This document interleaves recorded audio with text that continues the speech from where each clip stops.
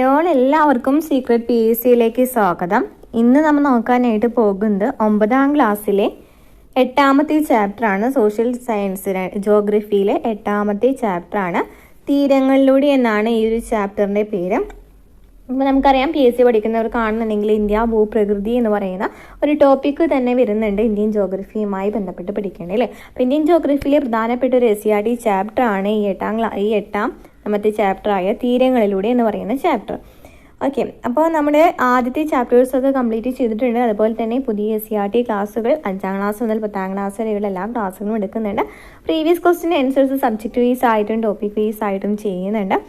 അപ്പോൾ ക്ലാസ്സുകൾ ആദ്യമായി കാണുന്ന കൂട്ടുകാരാണെന്നുണ്ടെങ്കിൽ സപ്പോർട്ട് ചെയ്യാം. PSC പഠിക്കുന്നവർക്ക് മാത്രമായിട്ട് നമ്മളൊരു SCRT ചാപ്റ്റേഴ്സ് ലിസ്റ്റ് ഇട്ടിട്ടുണ്ടായിരുന്നു. ആ ഒരു SCRT ക്ലാസ്സുകളും നമ്മൾ തരുന്നുണ്ട് കേട്ടോ. അപ്പോൾ പ്ലേലിസ്റ്റ് ചെക്ക് ചെയ്താൽ മതി. അപ്പോൾ ഇതൊക്കെയാണ് വീഡിയോസ് ചെയ്തതെന്ന് കാണാനായിട്ട് സാധിക്കും. രാത്രി മുഴുവൻ പുറംകടലിൽ നങ്കൂരമിട്ട് കിടന്നതിന് ശേഷം അടുത്ത ദിവസം കപ്പിത്താൻ വീണ്ടും കപ്പൽ തീരത്തേക്കടുപ്പിച്ചു. എന്നാൽ പശ്ചിമഘട്ട മലനിരകൾ മേഘങ്ങളാൽ പൊതിഞ്ഞിരുന്നു.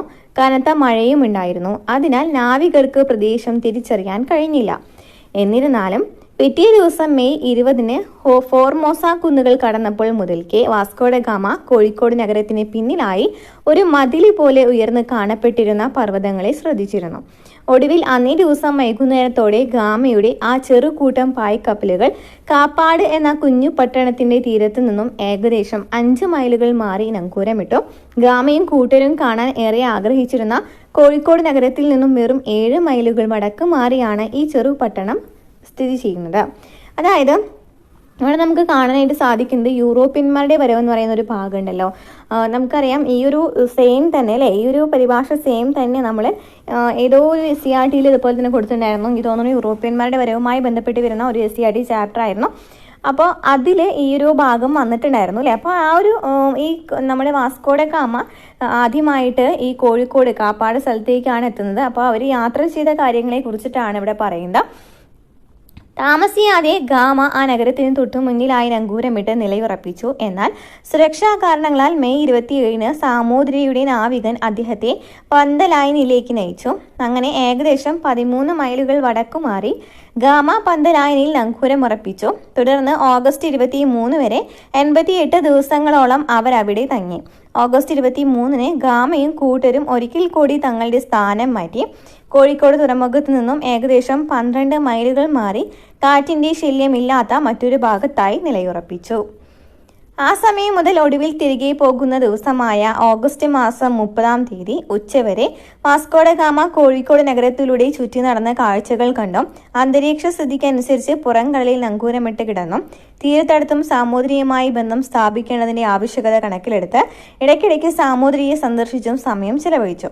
ഓഗസ്റ്റ് 30-ന് ഉച്ചയ്ക്ക് ശേഷം തീരത്തിന് സമാന്തരമായി കടൽ കാറ്റുകളെ ആശ്രയിച്ച് യാത്ര തുടങ്ങിയ ഗാമയുടെ പായ്ക്കപ്പലുകളെ ശക്തിയായി ആഞ്ഞടിച്ച ഒരു ചുഴലിക്കാറ്റ് പുറം കടലിലേക്ക് കൊണ്ടുപോയി.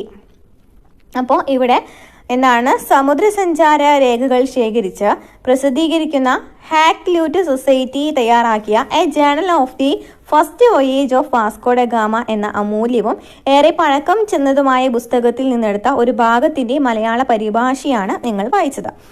ഓക്കെ, വാസ്കോഡ ഗാമയുടെ ഈ യാത്ര യൂറോപ്യന്മാർക്ക് മലബാർ തീരത്തേക്ക് ഒരു സമുദ്രമാർഗം നൽകി.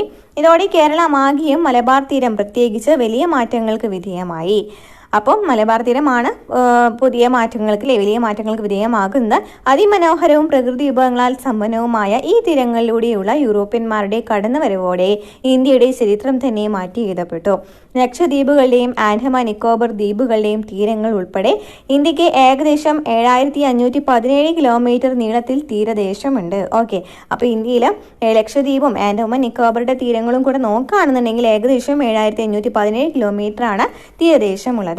ഭൂമിശാസ്ത്രപരവും ചരിത്രപരവുമായി ഏറെ പ്രാധാന്യമുള്ള ഈ തീരദേശങ്ങളുടെ ഭൂമിശാസ്ത്ര വൈവിധ്യങ്ങളിലേക്ക് നമുക്ക് കടന്നു ചെല്ലാം. ഇന്ത്യയിലെ ഭൂപ്രകൃതി വിഭാഗങ്ങളിലൊന്നായ തീരസമതലം ഏറെ ജനനിബിഡമാണ്. ജനവാസത്തിന് അനുയോജ്യമായ ധാരാളം ഘടകങ്ങൾ ഉള്ളതിനാൽ തന്നെയാണ് ഈ മേഖല ജനനിബിഡമാക്കുന്നത്. അവ ഏതെല്ലാമെന്ന് എഴുതി നോക്കൂ. അപ്പോൾ ഇന്ത്യയിലെ ഭൂപ്രകൃതി വിഭാഗങ്ങളിൽ ഒന്നാണ് എന്തെന്ന് പറയുന്നത് ഈ തീരസമതലം എന്ന് പറയുന്നില്ലേ. അപ്പോൾ ഈ ജനവാസത്തിന് അനുയോജ്യമാണ് ഈ തീരസമതലം എന്ന് പറയുന്നു. അപ്പം ഇപ്പോൾ ഇന്ത്യയുടെ തീരപ്രദേശത്തിൻ്റെ ഏകദേശ നീളം നമുക്ക് തന്നിട്ടുണ്ട്. എത്രയാണ്? 7517. ഓക്കെ.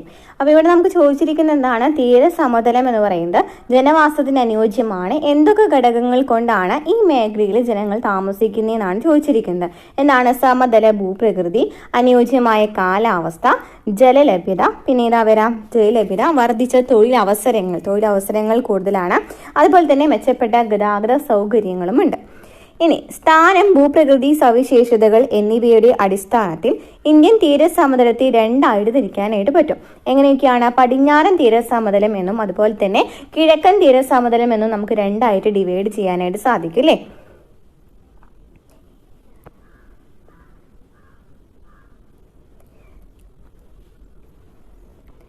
നോക്കി, ഈ ഒരു ഭാഗത്താണ് പടിഞ്ഞാറൻ തീരസമതലം എന്ന് പറയുന്നത്. ഈ ഒരു ഭാഗത്താണ് കിഴക്കൻ തീരസമതലം. നമുക്ക് ഈ ഒരു പിക്ചറിൽ കാണാൻ തന്നെ സാധിക്കും പടിഞ്ഞാറൻ തീരസമതലം ഭയങ്കര കുറവാണ് അല്ലേ? ചെറിയൊരു പോർഷൻ മാത്രമാണ് ഇവിടെ പടിഞ്ഞാറൻ തീരസമതലം വരുന്നുള്ളൂ. എന്നാൽ കിഴക്കൻ തീരസമതലത്തിന് എന്താണ്? വീതി കുറച്ച് കൂടുതലായിട്ട് നമുക്ക് കാണാനായിട്ട് സാധിക്കുന്നുണ്ട്. ഓക്കെ. അപ്പോൾ ഇത് ഈ പിങ്ക്, ഓക്കെ, ഈ ഒരു കളറാണെന്ന് പറയുന്നത് പടിഞ്ഞാറൻ തീരസമതലം എന്ന് പറയുന്നത്. ഇനി കാപ്പി ബ്രൗൺ കളറിൽ തന്നിട്ടുള്ളതാണ് കിഴക്കൻ തീരസമതലം. ഈ നടുക്ക് കാണപ്പെടുന്നത് എന്താണ്? ഉപദ്വീപീയ പീഠഭൂമിയാണ്. നമുക്ക് ഇന്ത്യയുടെ തീരസമതലങ്ങളുടെ സവിശേഷതകൾ എന്തൊക്കെയാണെന്ന് നോക്കാം. പടിഞ്ഞാറൻ തീരസമതലം ചിത്രം 8.1 നിരീക്ഷിക്കൂ. അപ്പം ചിത്രം 8.1 നോക്കാനായിട്ട് പറയുന്നുണ്ട്. ഇവിടെ ഉപദ്വീപീയ പീഠഭൂമിക്കും അറബിക്കടലിനും ഇടയിൽ സ്ഥിതി ചെയ്യുന്ന ഇടുങ്ങിയ ഭൂപ്രദേശമാണ് പടിഞ്ഞാറൻ തീരസമതലം അല്ലേ? നോക്കി, ഉപദ്വീപീയ പീഠഭൂമിയിൽ ഇതാണ് ഉപദ്വീപീയ പീഠഭൂമി, ഇതാണ് അറബിക്കടൽ, ഇതിനിടയിലായിട്ടാണ് പടിഞ്ഞാറൻ തീരസമതലം സ്ഥിതി ചെയ്യുന്നത്. ഓക്കെ. ഇനി ഗുജറാത്തിലെ കച്ച് മുതൽ കന്യാകുമാരി വരെ ഏകദേശം 1840 കിലോമീറ്റർ നീളത്തിൽ കാണപ്പെടുന്ന ഈ തീരപ്രദേശത്തിന്റെ വീതി 10 കിലോമീറ്ററിനും 15 കിലോമീറ്ററിനും ഇടയിലാണ്. ഇതൊരു താഴ്ത്തപ്പെട്ട തീരമാണ്. അതായത് ഇത് എവിടെ മുതൽ എവിടെ വരെ കാണുന്നു എന്നാണ് നമുക്ക് പിക്ചറിൽ നോക്കാനായിട്ട് സാധിക്കും. ഗുജറാത്തിലെ റാൻ ഓഫ് ഈ കച്ച് തീരമില്ലേ, ഈ കച്ച് തീരം മുതൽ കന്യാകുമാരി വരെ അല്ലേ? കച്ച് തീരം മുതൽ കന്യാകുമാരി വരെയാണിത് നീണ്ടു കിടക്കുന്നത്.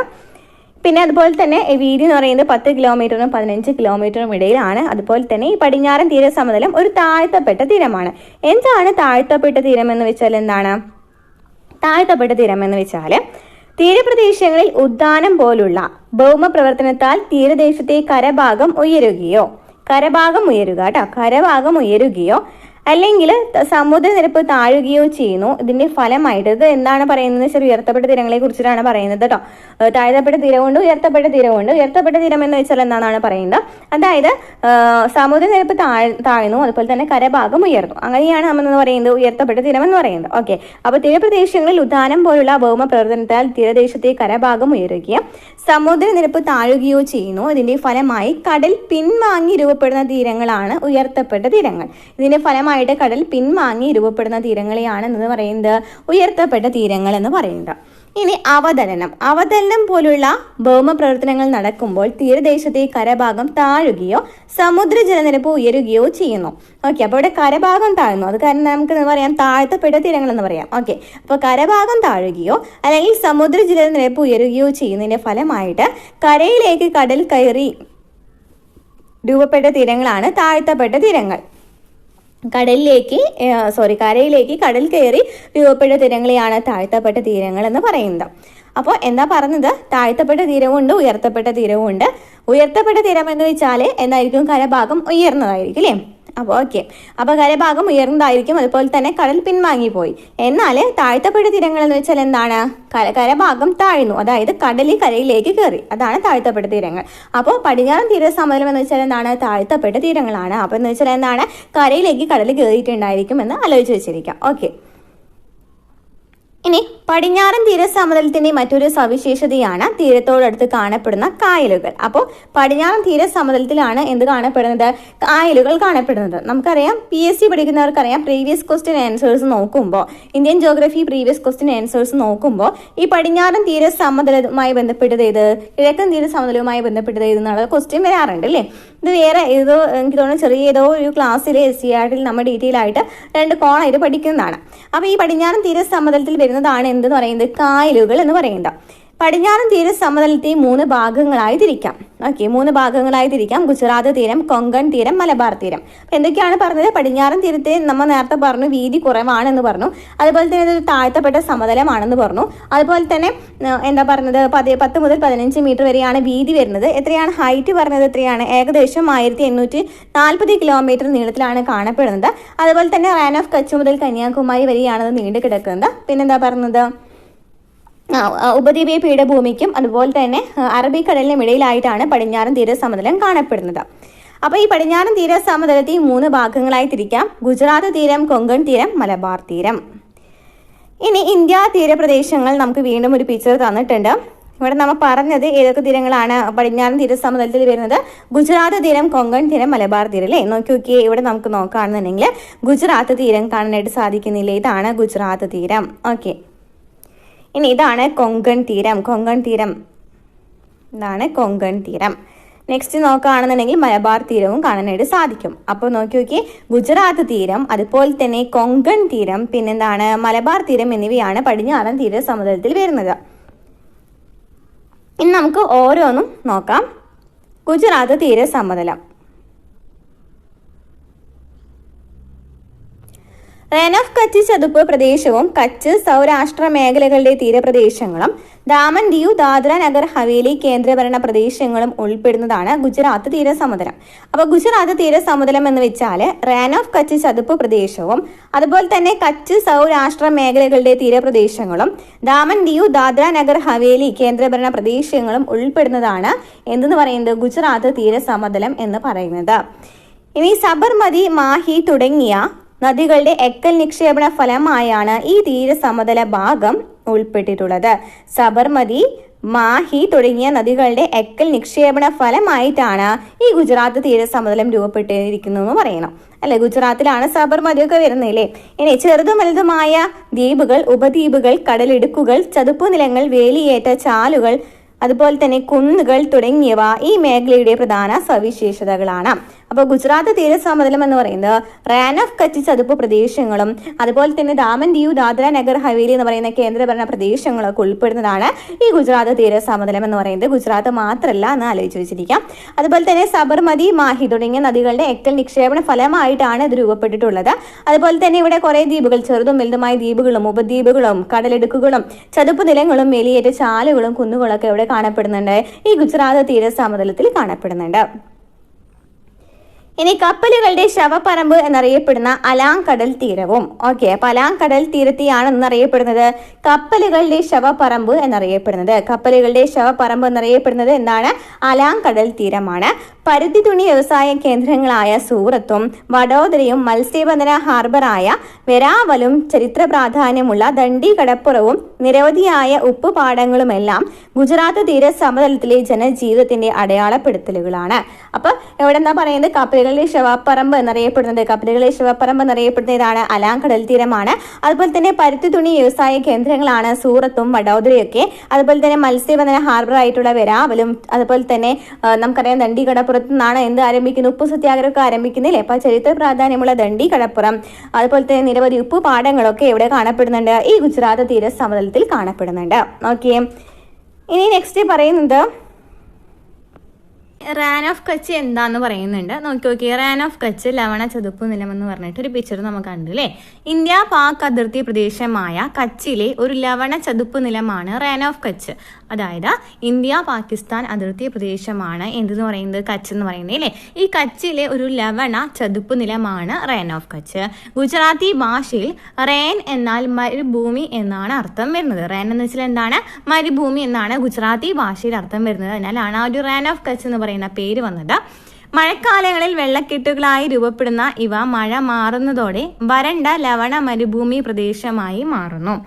മഴക്കാലങ്ങളിൽ വെള്ളക്കെട്ടുകളായി രൂപപ്പെടുന്ന ഇവ. ഓക്കെ, അപ്പം മഴക്കാലങ്ങളിൽ വെള്ളക്കെട്ടുകളായിട്ടാണ് ഇവ രൂപപ്പെടുന്നത്. ഇവ മഴ മാറിയാൽ എന്ത് സംഭവിക്കും? വരണ്ട ലവണ മരുഭൂമി പ്രദേശമായിട്ട് മാറുന്നു. വെളുത്ത ഉപ്പുമണൽ നിറഞ്ഞ റാൻ ഓഫ് കച്ച് ഒരു ലവണ മരുഭൂമിയാണ്. അപ്പോൾ എന്താണ് റാൻ ഓഫ് കച്ച് എന്ന് പറയുന്നത്? ഒരു ലവണ മരുഭൂമിയാണ്. ഏകദേശം 26,000 ചതുരശ്ര കിലോമീറ്റർ വിസ്തൃതിയുള്ള ഈ ചതുപ്പ് നിലത്തിന് ഗ്രേറ്റർ റാൻ, ലിറ്റിൽ റാൻ എന്നിങ്ങനെ 2 ഭാഗങ്ങളുണ്ട്. അപ്പൊ എന്താണ് പറയുന്നത്? രണ്ടായിട്ട് ചതുപ്പ് നിലത്തിന് 2 ഭാഗങ്ങളുണ്ട്. ഏതൊക്കെയാണ്? ഗ്രേറ്റർ റാനും ലിറ്റിൽ റാനും. നവംബർ മുതൽ ഫെബ്രുവരി വരെ നീണ്ടു നിൽക്കുന്ന റാൻ ഉത്സവം ഇവിടുത്തെ പ്രധാന ആഘോഷമാണ്. റാൻ ഉത്സവം ഇവിടുത്തെ പ്രധാനപ്പെട്ട ആഘോഷമാണ്. ക്ലിയർ ആണല്ലോ. ഇനി നെക്സ്റ്റ് നമ്മൾ പറഞ്ഞു 3 ഡിവൈഡ് ചെയ്തിട്ടുണ്ടെന്ന് പറഞ്ഞല്ലോ. ഇത് 2ാമത്തെയാണ് കൊങ്കൺ തീരം. നമ്മൾ ഇപ്പൊ എന്താ പഠിച്ചത്? ഇപ്പൊ പഠിച്ചതാണ് ഗുജറാത്ത് തീരത്തെ കുറിച്ചല്ലേ പഠിച്ചത്. ഇനി 2ാമത്തെയാണ് കൊങ്കൺ തീരം. ഗുജറാത്ത് തീര സമതലത്തിന് തെക്ക് ദാമൻ മുതൽ ഗോവ വരെ വ്യാപിച്ചിരിക്കുന്ന തീര സമതലമാണ് കൊങ്കൺ തീരം. ഓക്കെ, നേരത്തെ നമ്മൾ കണ്ടു ഈ പിക്ചറിൽ എന്താണ് ഗുജറാത്ത് തീര സമതലം കണ്ടല്ലോ. ഇതിന് താഴെയായിട്ടാണ് ഈ കൊങ്കൺ തീരം വരുന്നത് അല്ലേ. ഇതിന് താഴെയായിട്ടാണ് കൊങ്കൺ തീരം വരുന്നത്. അപ്പോൾ ഏകദേശം 500 കിലോമീറ്റർ ആണ് ഇതിന്റെ നീളം. ഇതിന്റെ നീളം എത്രയാണ്? 500 കിലോമീറ്റർ ആണ് ഇതിന്റെ നീളം വരുന്നത്. പശ്ചിമഘട്ട മലനിരകൾ ഈ തീരത്തിന് സമാന്തരമായി സ്ഥിതി ചെയ്യുന്നതിനാൽ ഇവിടെ തീരസമതലം ഇടുങ്ങിയതാണ്. അപ്പൊ പശ്ചിമഘട്ട മലനിരകൾ ഈ തീരത്തിന് സമാന്തരമായിട്ടാണ് സ്ഥിതി ചെയ്യുന്നത്. അതിനാൽ തന്നെ ഇവിടുത്തെ തീരസമതലം എന്താണ്? ഭയങ്കര ഇടുങ്ങിയതാണ്. നോക്കി നമ്മൾ നേരത്തെ പറഞ്ഞൂലേ പടിഞ്ഞാറൻ തീരസമതലം എന്ന് പറയുന്നത് ഭയങ്കര ചെറുതാണെന്നുള്ളത്. അപ്പൊ ബാക്കി നോക്കിയേ, ഇവിടെ നോക്കിയപ്പോൾ ഭയങ്കര ചെറുതായിട്ട് ഇവിടെ കാണപ്പെടുന്നുണ്ടല്ലോ അല്ലേ. ചെറിയൊരു അതാണ് പറയുന്നത് ഇവിടെ പശ്ചിമഘട്ട മലനിരകൾക്ക് സമാന്തരമായിട്ട് വരുന്നതിനാൽ തന്നെ ഈ കൊങ്കൺ തീരം എന്ന് പറയുന്നത് എന്താണ്? ഭയങ്കര ഇടുങ്ങിയതാണ്. ഓക്കെ, ക്ലിയർ ആണല്ലോ. ഇനി കൊങ്കൺ തീരത്തിന്റെ വടക്കു ഭാഗം മണൽ നിറഞ്ഞ തീരങ്ങളും തെക്ക് ഭാഗം പാറക്കൂട്ടങ്ങൾ നിറഞ്ഞ തീരവുമാണ്. തെക്ക് ഭാഗം പാറക്കൂട്ടങ്ങളും അതുപോലെ തന്നെ വടക്ക് ഭാഗം മണൽ നിറഞ്ഞ തീരങ്ങളും തെക്ക് ഭാഗം എന്താണ്? പാറക്കൂട്ടങ്ങളും നിറഞ്ഞിട്ടുള്ള തീരമാണ്. ക്ലിഫുകൾ, ദ്വീപുകൾ, ബീച്ചുകൾ തുടങ്ങിയ തീരദേശ ഭൂരൂപങ്ങൾ ഇവിടെ കാണപ്പെടുന്നുണ്ട്. ഇന്ത്യയിലെ പ്രധാന വിനോദസഞ്ചാര കേന്ദ്രമായ ഗോവ എന്ന് പറയുന്നതും ഇവിടെ തന്നെയാണ് വരുന്നത്. ധാരാളം ബീച്ചുകളുണ്ട്. ധാരാളം മഴ ലഭിക്കുന്ന ആർദ്ര കാലാവസ്ഥ കൊങ്കൺ തീര സമതലത്തെ ജൈവ വൈവിധ്യ സമ്പന്നമാക്കുന്നു. അപ്പോൾ കൂടുതലും മഴ ലഭിക്കുന്നുണ്ടെന്ന് മനസ്സിലായി. ഇനി നവശേവ, നവി മുംബൈയിലെ എന്നറിയപ്പെടുന്ന നവശേവ, അതുപോലെ തന്നെ മോർമുഗാവ, അതായത് നമ്മൾ നേരത്തെ പ്രധാനപ്പെട്ട തുറമുഖങ്ങളില്ലേ, അതാണ് പറയുന്നത്. പ്രകൃതിദത്ത തുറമുഖങ്ങളാണ് നവശേവ എന്ന് പറയുന്നത്. അതുപോലെ തന്നെ മോർമുഗാവോ എന്ന് പറയുന്നു. അതുപോലെ തന്നെ ഈ പ്രകൃതിദത്ത തുറമുഖങ്ങളും മാൽപി മത്സ്യബന്ധന ഹാർബറും കപ്പൽ നിർമ്മാണശാലകളും ടൂറിസം കേന്ദ്രങ്ങളും വ്യവസായ കേന്ദ്രങ്ങളുമെല്ലാം കൊങ്കൺ തീരത്തെ സാമ്പത്തിക പ്രവർത്തനങ്ങളാൽ സക്രിയമായ ഒരു മേഖലയാക്കി മാറ്റുന്നു. അപ്പോൾ എന്താണ് കൽത്തൂണുകൾ? എന്താണ്? കർണാടകയിലെ ഉടുപ്പി ജില്ലയിൽ മാൽപേ തീരത്ത് നിന്നും മാറി കടലിലായിട്ട് സ്ഥിതി ചെയ്യുന്ന ജനവാസമില്ലാത്ത ചെറുദ്വീപാണ് സെന്റ് മേരീസ് ദ്വീപ്. കർണാടകയിലെ ഉടുപ്പി ജില്ലയിൽ മാൽപേ തീരമുണ്ട്. ഈ തീരത്ത് നിന്ന് മാറിയിട്ട് കടലിലായിട്ട് സ്ഥിതി ചെയ്യുന്ന ചെറിയൊരു ദ്വീപാണ് സെന്റ് മേരീസ് ദ്വീപ്. ദ്വീപ് നിറയെ ഷഡ്ഭുജമാകൃതിയിലുള്ള കൽത്തൂണുകൾ പോലുള്ള പാറക്കൂട്ടങ്ങളാണ്. ഈ ദ്വീപിൽ നിറയെ എന്താണ്? ഷഡ്ഭുജമാകൃതിയിലുള്ള കൽത്തൂണുകൾ പോലുള്ള പാറക്കൂട്ടങ്ങളാണ് കാണപ്പെടുന്നത്. ഏകദേശം 88 ദശലക്ഷം വർഷങ്ങൾക്ക് മുമ്പ് സംഭവിച്ച അഗ്നിപർവ്വത സ്ഫോടനത്തിലൂടെ പുറത്തുവന്ന ലാവ തണുത്ത് രൂപപ്പെട്ടവയാണിവ. 88 ദശലക്ഷം വർഷങ്ങൾക്ക് മുമ്പ് സംഭവിച്ച അഗ്നിപർവ്വത സ്ഫോടനത്തിലൂടെ പുറത്തുവന്ന ലാവ തണുത്ത് രൂപപ്പെട്ടവയാണ് ഈ ഷഡ്ഭുജ ശിലകൾ. ഓക്കെ,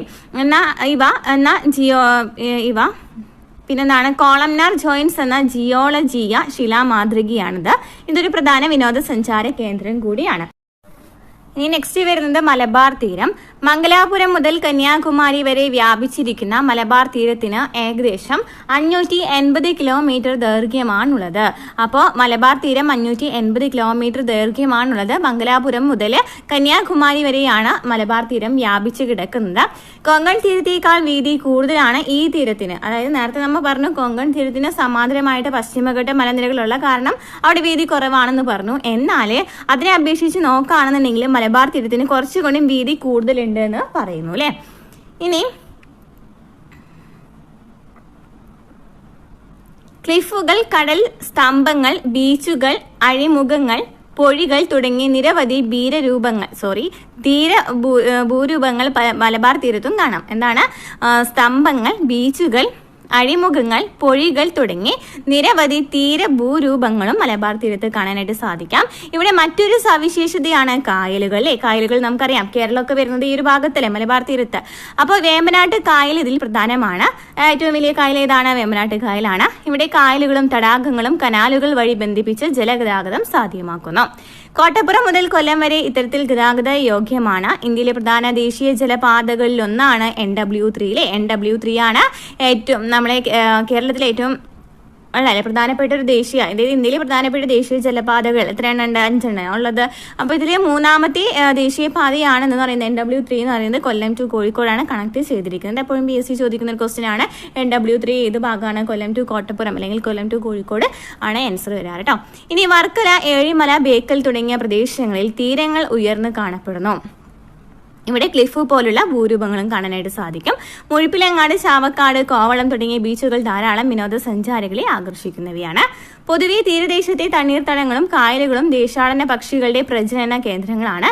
കടലുണ്ടി, കുമരകം, പാതിരാമണൽ തുടങ്ങിയ പക്ഷി സങ്കേതങ്ങൾ ദേശാടന പക്ഷികൾക്ക് സംരക്ഷണം നൽകുന്ന ഇടങ്ങളാണ്. അപ്പോൾ കേരളവുമായി ബന്ധപ്പെട്ട് നമ്മൾ പഠിക്കുന്നതാണ് ദേശീയോദ്യാനങ്ങളിലെ അതുപോലെ തന്നെ പക്ഷി സങ്കേതങ്ങളൊക്കെ ഇതാണ് പറയുന്നത്. ഇനി നാഞ്ചിനാടും കുട്ടനാടും കോൾ നിലങ്ങളും അടങ്ങുന്ന നെല്ലറകളും നീണ്ടകര, മുനമ്പം, പൊന്നാനി, ബേപ്പൂർ തുടങ്ങിയ മത്സ്യബന്ധന ഹാർബറുകളും തീരദേശ ജനതയുടെ സാമ്പത്തിക പ്രവർത്തന കേന്ദ്രങ്ങളാണ്. പടിഞ്ഞാറൻ തീരസമുദ്രത്തിന്റെ വ്യാപ്തിയൊക്കെ നോക്കാൻ പറയുന്നത്. നെക്സ്റ്റ് വരുന്നത് പടിഞ്ഞാറൻ തീരസമുദ്രം കംപ്ലീറ്റ് ചെയ്തു. നെക്സ്റ്റ് വരുന്നത് കിഴക്കൻ തീരസമുദ്രമാണ്. പൂർവ്വഘട്ടത്തിനും ബംഗാൾ ഉൾക്കടലിനും മധ്യ സ്ഥിതി ചെയ്യുന്ന താരതമ്യേന വീതി കൂടിയ തീരസമുദ്രമാണ് കിഴക്കൻ തീരസമുദ്രം എന്ന് നമ്മൾ നേരത്തെ കണ്ടു അല്ലേ. അപ്പോൾ പൂർവ്വഘട്ടത്തിനും ബംഗാൾ ഉൾക്കടലിനും ഇടയിലായിട്ടാണ് എന്ത് സ്ഥിതി ചെയ്യുന്നത്? കിഴക്കൻ തീരസമുദ്രം സ്ഥിതി ചെയ്യുന്നത്. ഇനി മഹാനദി ഡെൽറ്റ പ്രദേശം മുതൽ കന്യാകുമാരി വരെ ഏകദേശം 1800 കിലോമീറ്റർ നീളമുള്ള കിഴക്കൻ തീരസമുദ്രം മഹാനദി, കൃഷ്ണ, ഗോദാവരി, കാവേരി തുടങ്ങിയ ഉപദ്വീപീയ നദികളുടെ നിക്ഷേപണ പ്രക്രിയയുടെ ഫലമായി രൂപപ്പെട്ടതാണ്.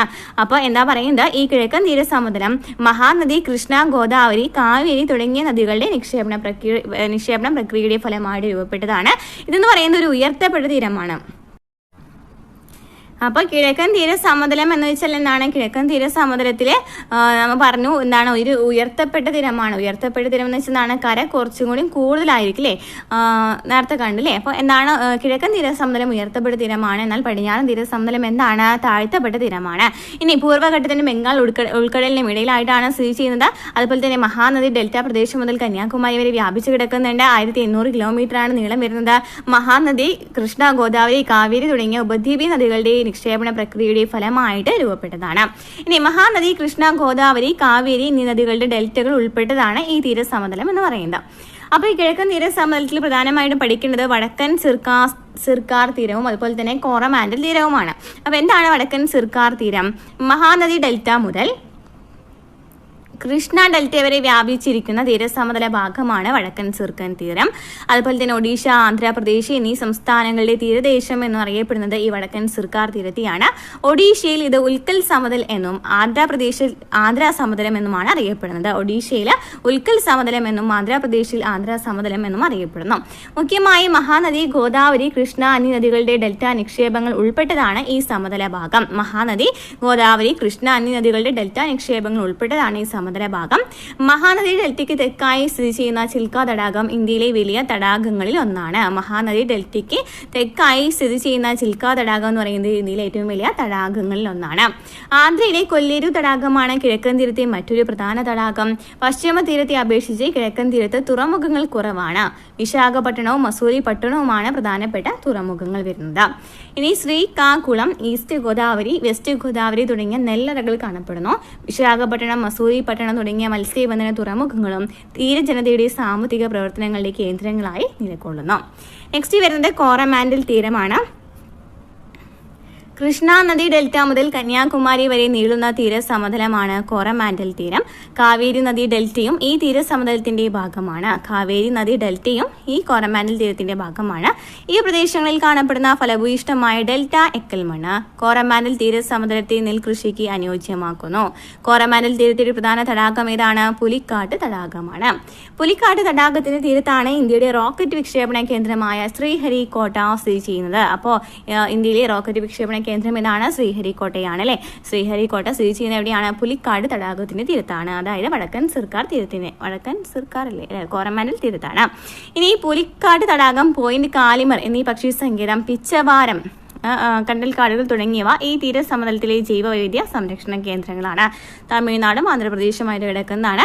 ഇവിടുത്തെ പ്രധാന മത്സ്യബന്ധന ഹാർബറുകൾ ഏതൊക്കെയാണ്? നാഗപട്ടണം, കടലൂർ എന്നിവയാണ്. ചെന്നൈ തീരത്തെ മറീന ബീച്ച് പ്രസിദ്ധമായ വിനോദസഞ്ചാര കേന്ദ്രം കൂടിയാണ്. നമ്മൾ നെക്സ്റ്റ് നോക്കുന്നത് ദ്വീപുകളാണ്.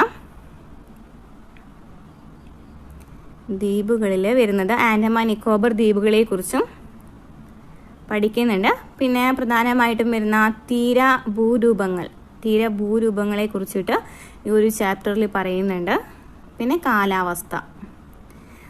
കാലാവസ്ഥ പറയുന്നുണ്ട്. പിന്നെ മണ്ണിനെ കുറിച്ച്, പിന്നെ സസ്യങ്ങളെ കുറിച്ചിട്ട്, ധാതുക്കളെ കുറിച്ചിട്ട് ഒക്കെയാണ് പിന്നെ വരുന്നത്. അതോടുകൂടി ഈ ഒരു ചാപ്റ്റർ അവസാനിക്കും.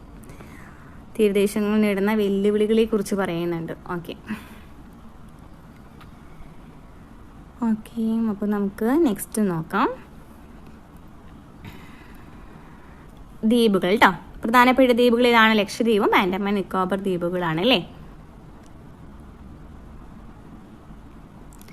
ലക്ഷദ്വീപ് അതിന് മുമ്പ് ഇവിടെ എന്തോ വായിക്കാൻ കൊടുത്തിട്ടുണ്ടെന്ന് തോന്നുന്നു. ഓക്കെ, തീരത്തോടടുത്ത് കാണപ്പെടുന്ന ചെറുദ്വീപുകളെ കൂടാതെ പ്രധാനപ്പെട്ട 2 ദ്വീപ സമൂഹങ്ങൾ കൂടി ഇന്ത്യയുടെ ഭാഗമായിട്ടുണ്ട്. നാം പറഞ്ഞു ലക്ഷദ്വീപും അതുപോലെ തന്നെ എന്താണ് ആൻഡമാൻ നിക്കോബർ ദ്വീപുമാണ്. ലക്ഷദ്വീപ് സ്ഥിതി ചെയ്യുന്ന എവിടെയാണ്? അറബിക്കടലിലാണ്. ആൻഡമാൻ നിക്കോബർ ദ്വീപ് എവിടെയാണ്? ബംഗാൾ ഉൾക്കടലിലാണ്. അറബിക്കടലിലും ബംഗാൾ ഉൾക്കടലിലുമായി സ്ഥിതി ചെയ്യുന്ന ദ്വീപസമൂഹങ്ങൾ ഏതെല്ലാമെന്ന് കണ്ടെത്തി നമുക്ക് സവിശേഷതകൾ നോക്കാം. ലക്ഷദ്വീപ് കേരള തീരത്ത് നിന്ന് ഏകദേശം 280 മുതൽ 480 കിലോമീറ്റർ വരെ മാറി അറബിക്കടലിൽ സ്ഥിതി ചെയ്യുന്ന ലക്ഷദ്വീപുകൾ പവിഴപ്പുറ്റുകളാൽ രൂപപ്പെട്ടവയാണ്. അപ്പോൾ കേരള തീരത്ത് നിന്ന് ഏകദേശം 280 മുതൽ 480 കിലോമീറ്റർ വരെ മാറി അറബിക്കടലിൽ സ്ഥിതി ചെയ്യുന്ന ദ്വീപുകളാണ് ലക്ഷദ്വീപുകൾ. ഈ ദ്വീപുകൾക്ക് പൊതുവെ സമുദ്രനിരപ്പിൽ നിന്ന് ഏതാനും മീറ്ററുകൾ മാത്രമേ ഉയരമുള്ളൂ. 36 ദ്വീപുകൾ ഉൾപ്പെടുന്ന ഈ ദ്വീപ സമൂഹത്തിൽ 10 ദ്വീപുകളിൽ മാത്രമേ ജനവാസമുള്ളൂ. കേന്ദ്രഭരണ പ്രദേശമായ ലക്ഷദ്വീപിന്റെ തലസ്ഥാനം കവരത്തി ദ്വീപാണ്. ലക്ഷദ്വീപിന്റെ തലസ്ഥാനം എവിടെയാണ്? കവരത്തി ദ്വീപാണ്. ആന്ത്രോത്ത് ദ്വീപാണ് ഇവയിൽ ഏറ്റവും വലുത്. പവിഴജന്യ മണൽ ബീച്ചുകളും ലഗൂണുകളുമാണ് ഇവിടുത്തെ പ്രധാന സവിശേഷതകൾ. അപ്പോൾ എന്താ പഠിച്ചത്? ലക്ഷദ്വീപിൽ 280 മുതൽ 480 കിലോമീറ്റർ വരെയാണ് ഉയരം വരുന്നത്. അറബിക്കടലിലാണ് സ്ഥിതി ചെയ്യുന്നതെന്ന് പറഞ്ഞു. കേരള തീരത്ത് നിന്ന് ഏകദേശം 280 മുതൽ 480 കിലോമീറ്റർ വരെ മാറിയിട്ടാണ് അറബിക്കടലിൽ സ്ഥിതി ചെയ്യുന്ന ലക്ഷദ്വീപുകൾ പവിഴപ്പുറ്റുകളാൽ നിർമ്മിതമാണെന്ന് പറയുന്നുണ്ട്. അതുപോലെ തന്നെ ഈ ദ്വീപുകൾക്ക് പൊതുവെ സമുദ്രനിരപ്പിൽ നിന്നും കുറച്ച് മീറ്ററുകൾ മാത്രമേ ഉയരമുള്ളൂ. 36 ദ്വീപുകളുണ്ട്. അതിൽ 10 ദ്വീപുകളിൽ മാത്രമാണ് ജനവാസമുള്ളത്. അതുപോലെ തന്നെ ലക്ഷദ്വീപിന്റെ തലസ്ഥാനം ഏതാണ്? കവരത്തി ദ്വീപാണ്. ഏറ്റവും വലുത് ചോദിക്കുകയാണെങ്കിൽ ആന്ത്രോത്ത് ദ്വീപാണ്. പവിഴജന്യ മണൽ ബീച്ചുകളും ലഗൂണുകളൊക്കെ ഇവിടുത്തെ പ്രധാന സവിശേഷതകളാണ്. ഇനി തൊഴിൽ ചോദിക്കുകയാണെങ്കിൽ മത്സ്യബന്ധനമാണ് പ്രധാന തൊഴിൽ. ഇവയുടെ നിന്ന് ലഭിക്കുന്ന പ്രധാനപ്പെട്ട മത്സ്യം എന്ന് പറയുന്നത് ചൂരയാണ്. മത്സ്യം സംസ്കരിച്ച് വിവിധ മൂല്യവർദ്ധിത ഉൽപ്പന്നങ്ങൾ നിർമ്മിക്കുന്നു. ചൂര മത്സ്യം ഉണക്കിയെടുത്തുണ്ടാക്കുന്ന മാസ് ഏറെ പ്രസിദ്ധമാണ്. തെങ്ങാണ് പ്രധാന കാർഷിക വിള. കൊപ്ര നിർമ്മാണവും കയർ നിർമ്മാണവുമാണ് മത്സ്യബന്ധനത്തോടടുപ്പമുള്ള മറ്റ് പരമ്പരാഗത തൊഴിലുകൾ. ലഗൂണുകൾ, ബീച്ചുകൾ, പവിഴപ്പുറ്റുകൾ എന്നിവയെല്ലാം പ്രയോജനപ്പെടുത്തി അനുദിനം വികസിക്കുന്ന വിനോദസഞ്ചാരം ഇവിടുത്തെ ഒരു ആധുനിക തൊഴിൽ മേഖലയാണ്. സ്കൂബ ഡൈവിംഗ് പോലുള്ള സാഹസിക വിനോദസഞ്ചാരവും വളർന്നു വന്ന തൊഴിൽ സാധ്യതകളാണ്. എന്താണ് ലഗൂൺ? കടൽ തീരങ്ങളിൽ മണൽത്തിട്ടകളാലോ പുറ്റുകളാലോ കടലിൽ നിന്നും വേർതിരിക്കപ്പെട്ടിട്ടുള്ള ആഴം കുറഞ്ഞ ജലാശയങ്ങളെയാണ് ലഗൂണുകൾ എന്ന് പറയുന്നത്. കടൽ തീരങ്ങളിൽ മണൽത്തിട്ടകളാൽ അല്ലെങ്കിൽ പവിഴപ്പുറ്റുകളാലോ കടലിൽ നിന്നും വേർതിരിക്കപ്പെട്ട ആഴം കുറഞ്ഞ കണ്ടതാണ്. കടലിൽ നിന്നും വേർതിരിക്കപ്പെട്ട ഒരു ആഴം കുറഞ്ഞ ജലാശയമാണ് ലഗൂണുകൾ എന്ന് പറയുന്നത്. നെക്സ്റ്റ് എന്താണ് പവിഴ ദ്വീപുകൾ? നമ്മൾ പറഞ്ഞു പവിഴം കൊണ്ടാണ് അല്ലേ. അവിടെ അറബിക്കടലിലാണ് എന്താണ് പവിഴം കൊണ്ട് നിർമ്മിതമാണെന്ന് പറഞ്ഞു. ലക്ഷദ്വീപ് എന്ന് പറയുന്നത് അറബിക്കടലിൽ സ്ഥിതി ചെയ്യുന്ന ലക്ഷദ്വീപ് എന്ന് പറയുന്നത് എന്താണ് പവിഴ ദ്വീപുകളാൽ സമൃദ്ധമാണ് എന്ന് പറഞ്ഞു. അപ്പോൾ എന്താണ് പവിഴ ദ്വീപുകൾ എന്ന് വെച്ചാൽ ഇവിടെ നോക്കി ലക്ഷദ്വീപിൽ ഒരു പവിഴപ്പൂറ്റ് നമുക്ക് കാണിക്കുന്നുണ്ട്. കോറൽ പോളിപ്പുകൾ എന്നറിയപ്പെടുന്ന സൂക്ഷ്മ സമുദ്രജീവികളുടെ മൃതാവശിഷ്ടങ്ങൾ അടിഞ്ഞുകൂടിയാണ് പവിഴപ്പുറ്റുകൾ രൂപം കൊള്ളുന്നത്. ആരുടെയാണ്? കോറൽ പോളിപ്പുകൾ എന്നറിയപ്പെടുന്ന സമുദ്രജീവികളുടെ മൃതാവശിഷ്ടങ്ങൾ അടിഞ്ഞുകൂടിയിട്ടാണ് പവിഴപ്പുറ്റുകൾ രൂപം കൊള്ളുന്നത്. കോറലുകളുടെ സ്രവമായ കാൽസ്യം കാർബണേറ്റ് ആണ് പവിഴപ്പുറ്റുകൾ രൂപപ്പെടുന്നതിന് സഹായിക്കുന്നത്. എന്താണ്? കാൽസ്യം കാർബണേറ്റ് ആണ് സഹായിക്കുന്നത്. പവിഴപ്പുറ്റുകൾ രൂപപ്പെടുന്നതിന് 100 കണക്കിന് വർഷങ്ങളെടുക്കും. പവിഴപ്പുറ്റുകൾ രൂപപ്പെടുന്നതിന് 100 കണക്കിന് വർഷങ്ങൾ എടുക്കുന്നുണ്ട്. കടൽ നിരപ്പിന് മുകളിൽ ഉയർന്നു നിൽക്കുന്ന പർവ്വതത്തലപ്പുകളിൽ പവിഴപ്പുറ്റുകൾ വളർന്നാണ് പവിഴദ്വീപുകൾ ഉണ്ടാകുന്നത്. കടൽ നിരപ്പിന് മുകളിൽ ഉയർന്നു നിൽക്കുന്ന പർവ്വതത്തലപ്പുകളിൽ പർവ്വതങ്ങളിൽ പവിഴപ്പുറ്റ് വളരും. അപ്പോഴാണ് അവിടെ പവിഴദ്വീപായിട്ട് അത് മാറുന്നത്. ജീവനുള്ള കോറൽ പോളിപ്പുകൾ ഓറഞ്ച്, മഞ്ഞ, പച്ച എന്നിങ്ങനെ വിവിധ വർണ്ണങ്ങളിൽ കാണപ്പെടുന്നു. വിവിധയിനം മത്സ്യങ്ങളുടെയും സമുദ്രജീവികളുടെയും ആവാസ കേന്ദ്രം കൂടിയാണ് പവിഴപ്പുറ്റുകൾ. ഉഷ്ണമേഖലയിൽ തീരത്തോട് ചേർന്ന് തെളിഞ്ഞ ജലമുള്ള താരതമ്യേന ആഴം കുറഞ്ഞ കടലുകളാണ് ഇവ വളരുന്നത്. ഇന്ത്യയിൽ ലക്ഷദ്വീപിനെ കൂടാതെ ഗുജറാത്തിലെ ഗൾഫ് ഓഫ് കച്ച്, തമിഴ്നാട് തമിഴ്നാട്ടിലെ ഗൾഫ് ഓഫ് മാന്നാർ, ആൻഡമാൻ നിക്കോബർ ദ്വീപുകൾ എന്നിവിടങ്ങളിലാണ് ഇവ പൊതുവെ കാണപ്പെടുന്നത്. ലക്ഷദ്വീപിന് കൂടാതെ ഗുജറാത്തിലെ ഗൾഫ് ഓഫ് കച്ച്, തമിഴ്നാട്ടിലെ ഗൾഫ് ഓഫ് മാന്നാർ, ആൻഡമാൻ നിക്കോബർ ദ്വീപുകൾ എന്നിവിടങ്ങളിലാണ് ഇവ കാണപ്പെടുന്നത്. നെക്സ്റ്റ് ആൻഡമാൻ നിക്കോബർ ദ്വീപുകൾ. ആൻഡമാൻ നിക്കോബർ ദ്വീപ് എവിടെയാണ്? ബംഗാൾ ഉൾക്കടലിലാണ് അല്ലേ. ബംഗാൾ ഉൾക്കടലിൽ സ്ഥിതി ചെയ്യുന്ന ദ്വീപസമൂഹമാണ് ആൻഡമാൻ നിക്കോബർ ദ്വീപ്. ഇവ അഗ്നിപർവ്വത ജന്യ ദ്വീപുകളാണ്. ഈ ദ്വീപസമൂഹത്തെ ആൻഡമാൻ ദ്വീപുകളെന്നും നിക്കോബർ ദ്വീപുകളും എന്നിങ്ങനെ വേർതിരിക്കുന്നുണ്ട്. ഈ വേർതിരിക്കുന്ന കടൽ ഭാഗം എന്താണ് അറിയപ്പെടുന്നത്? 10 ഡിഗ്രി ചാനൽ എന്നാണ് അറിയപ്പെടുന്നത്. അപ്പോൾ ആൻഡമാനെയും നിക്കോബറിനെയും വേർതിരിക്കുന്ന ചാനൽ ഏതാണ്? 10 ഡിഗ്രി ചാനലാണ്. ഇന്ത്യയിലെ ഏക സജീവ അഗ്നിപർവ്വതമായ ബാരൻ ദ്വീപ് നിക്കോബർ ദ്വീപ സമൂഹത്തിൽ ഉൾപ്പെടുന്നു. ഇന്ത്യയിലെ ഒരെണ്ണം ഉള്ളൂ അല്ലേ സജീവ അഗ്നിപർവ്വതമായിട്ടുള്ളത് ബാരൻ ദ്വീപാണ്. ഇതെവിടെയാണ് കാണപ്പെടുന്നത്? ബാരൻ ദ്വീപ് എവിടെയാണ് കാണപ്പെടുന്നത്? ആൻഡമാൻ നിക്കോബറിലാണ്. ഏകദേശം 572 ചെറുതും വലുതുമായ ദ്വീപുകൾക്കുള്ളിൽ 38 ദ്വീപുകളിലാണ് ജനവാസമുള്ളത്. നമ്മൾ നേരത്തെ പഠിച്ചത് എന്താണ്? ലക്ഷദ്വീപിൽ നമ്മൾ കണക്ക് പഠിച്ചു അല്ലേ. കറക്റ്റ് ആയിട്ട് എത്രയാണ് പറഞ്ഞിട്ടുണ്ടായിരുന്നത്? 10 എണ്ണത്തിലാണ് ജനവാസമുള്ളത്. 36 ദ്വീപുകളാണ് കാണപ്പെടുന്നത്. എന്നാൽ ആൻഡമാൻ നിക്കോബർ ദ്വീപിൽ എത്രയാണ്? 38 എണ്ണം കാണപ്പെടുന്നുണ്ട് അല്ലേ. അതിൽ മിക്കതിലും എന്താണ് ജനവാസമുണ്ട് അല്ലേ. 38 ദ്വീപുകളിൽ ജനവാസമുണ്ട്. മിക്ക ദ്വീപുകളിലും തദ്ദേശീയ ഗോത്രജന വിഭാഗങ്ങളാണ് അധിവസിക്കുന്നത്. പോർട്ട് ബ്ലെയർ ആണ് കേന്ദ്രഭരണ പ്രദേശമായ ആൻഡമാൻ നിക്കോബർ ദ്വീപുകളുടെ തലസ്ഥാനം. ആൻഡമാൻ നിക്കോബർ ദ്വീപ് കേന്ദ്രഭരണ പ്രദേശമാണ്. തലസ്ഥാനം ചോദിക്കുകയാണെങ്കിൽ ഇതാണ് പോർട്ട് ബ്ലെയർ ആണ്. ഇന്ത്യയുടെ ഏറ്റവും തെക്കേറ്റമായ ഇന്ദിരാ പോയിന്റ് ഗ്രേറ്റ് നിക്കോബർ ദ്വീപിലാണ്. ഇന്ത്യയുടെ ഏറ്റവും തെക്കേറ്റമാണെന്ന് പറയുന്നത് ഇന്ദിരാ പോയിന്റ് എന്ന് പറയുന്നത് അത് എവിടെയാണ്? ഗ്രേറ്റ് നിക്കോബറിലാണ്. 2004 സുനാമിയിൽ ഈ ഭാഗം 4 മീറ്ററോളം കടലിൽ മുങ്ങിപ്പോയി. ഇനി നോക്കി ഇവിടെ നോർത്ത് ആൻഡമാനിലെ റോസ് ഐലൻഡ് എന്ന് പറയുന്നത് കാണിക്കുന്നുണ്ട് അല്ലേ. അപ്പോൾ ആൻഡമാൻ നിക്കോബർ ദ്വീപുകളെ കുറിച്ച് നമ്മൾ പറഞ്ഞു. ആൻഡമാനെയും നിക്കോബറിനെയും വേർതിരിക്കുന്ന ചാനൽ ഏതാണ്? 10 ഡിഗ്രി ചാനലാണ് അല്ലേ. ആൻഡമാനിൽ വരുന്ന little Andaman, port Blair, lower Andaman എന്ന് പറയുന്ന കുറച്ച് കാര്യങ്ങളൊക്കെ നമുക്ക് കാണുന്നുണ്ട്. അതുപോലെ തന്നെ നിക്കോബർ ദ്വീപുകളിൽ എന്താണ്? Little Nicobar, Indira point, great Nicobar ഒക്കെ കാണുന്നുണ്ട്. ഇനി മണൽ ബീച്ചുകൾ, പാറക്കെട്ടുകൾ, സമുദ്ര കമാനങ്ങൾ, ക്ലിഫുകൾ, വേലിയേറ്റ ചാലുകൾ തുടങ്ങിയവ ഇവിടുത്തെ സവിശേഷതകളാണ്. മണൽ ബീച്ച്, പാറക്കെട്ട്, സമുദ്ര കമാനങ്ങൾ, ക്ലിഫുകൾ, വേലിയേറ്റ ചാലുകൾ. ആൻഡമാൻ നിക്കോബർ ദ്വീപുകളിൽ ഉയർന്ന തോതിൽ മഴ ലഭിക്കുന്നതിനാൽ ഉഷ്ണമേഖലാ നിത്യഹരിതവനങ്ങൾ ധാരാളമായി വളരുന്നുണ്ട്. പവിഴപ്പുറ്റുകളും ബീച്ചുകളും ചുണ്ണാമ്പുക്കൽ ഗുഹകളും എല്ലാമുള്ള ആൻഡമാൻ നിക്കോബർ ദ്വീപുകൾ ഒരു പ്രധാന വിനോദസഞ്ചാര കേന്ദ്രമാണ്.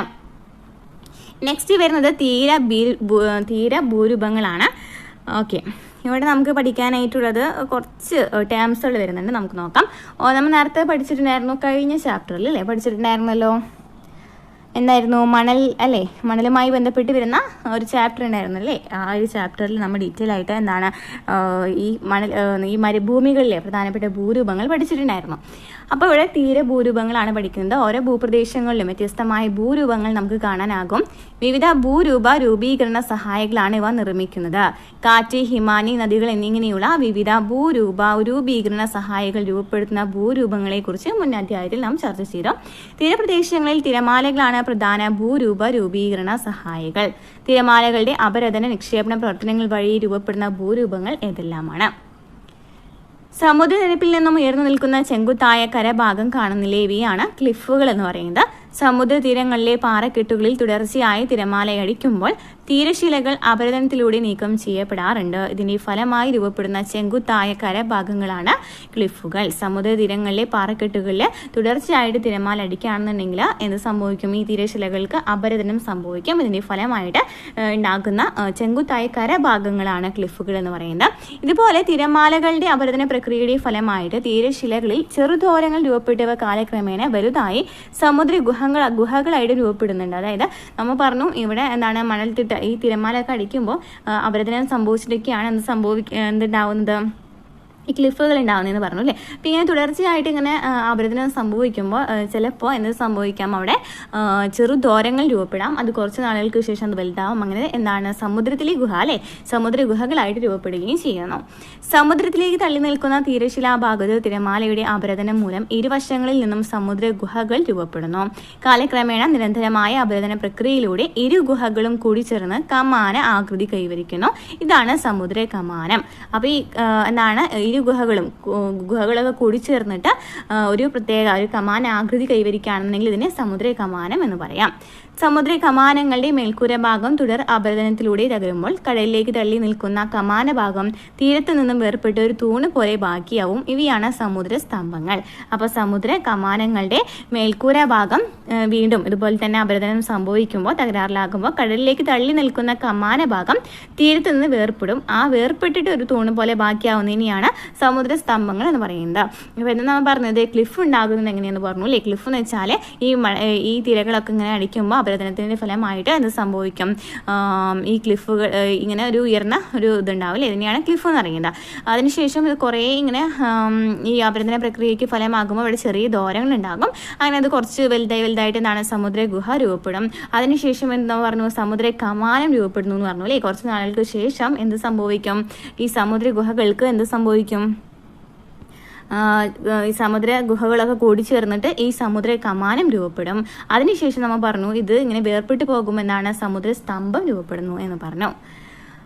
ഓക്കെ, അപ്പോൾ തിരമാലയുടെ പ്രവർത്തന ഫലമായി വിവിധ നിക്ഷേപണ ഭൂരൂപങ്ങളും തീരപ്രദേശത്ത് രൂപപ്പെടാറുണ്ട്. അവ ഏതെല്ലാം എന്ന് നമുക്ക് പരിശോധിക്കാം. വേലിയേറ്റ നിരപ്പിനും വേലിയിറക്ക നിരപ്പിനും ഇടയിൽ തിരമാലയുടെ നിക്ഷേപണ പ്രവർത്തനത്താൽ മണൽ ചരൽ എന്നിവ അടിഞ്ഞ് രൂപപ്പെടുന്ന താൽക്കാലിക നിക്ഷേപമാണ് ബീച്ചുകൾ. അപ്പോൾ എന്താണ് ബീച്ചുകൾ എന്ന് വെച്ചാൽ, വേലിയേറ്റ നിരപ്പിനും വേലിയിറക്ക നിരപ്പിനും ഇടയിൽ തിരമാലയുടെ നിക്ഷേപണ പ്രവർത്തന ഫലമായിട്ട് മണലും ചരലൊക്കെ ഇങ്ങനെ അടിഞ്ഞ് രൂപപ്പെടുന്ന ഒരു നിക്ഷേപണമാണെന്ന് പറയുന്നത് ബീച്ചുകൾ എന്ന് പറയുന്നത്. ഓക്കെ, അതായത് വേലിയേറ്റ നിരപ്പ് നോക്കി കണ്ട, നമുക്ക് വേലിയേറ്റും വേലിയിറക്കമൊക്കെ ഉണ്ടല്ലോ, അത് എന്തിൻ്റെ ഫലമായിട്ട് കേട്ടോ. അപ്പോൾ ഇവിടെ ഇതാണ് വേലിയേറ്റ നിരപ്പ് എന്ന് പറയുന്നത്. നെക്സ്റ്റ് പിക്ചറിൽ കാണിച്ചിട്ടുള്ളതാണ് വേലി ഇറക്ക നിരപ്പ് കേട്ടോ. വേലിയേറ്റം എന്ന് വെച്ചാൽ എന്താണ്, കടൽ കയറി പോകുന്നുണ്ട്, വേലിയിറക്കത്തിൽ നിന്നാണ് കടൽ ഇറങ്ങി പോകുന്നുണ്ട് അല്ലേ. വേലിയേറ്റ വേലിയിറക്ക നിരപ്പുകൾക്കിടയിലുള്ള പ്രദേശത്ത് തിരമാലയുടെ നിക്ഷേപണ പ്രക്രിയയിലൂടെയാണ് ബീച്ചുകൾ രൂപപ്പെടുന്നത്. അപ്പോൾ ഇങ്ങനെ കയറും ഇറങ്ങും, ഇതിനിടയിലായിട്ടാണ് എന്ത് രൂപപ്പെടുന്നത്, ബീച്ചുകൾ രൂപപ്പെടുന്നത്.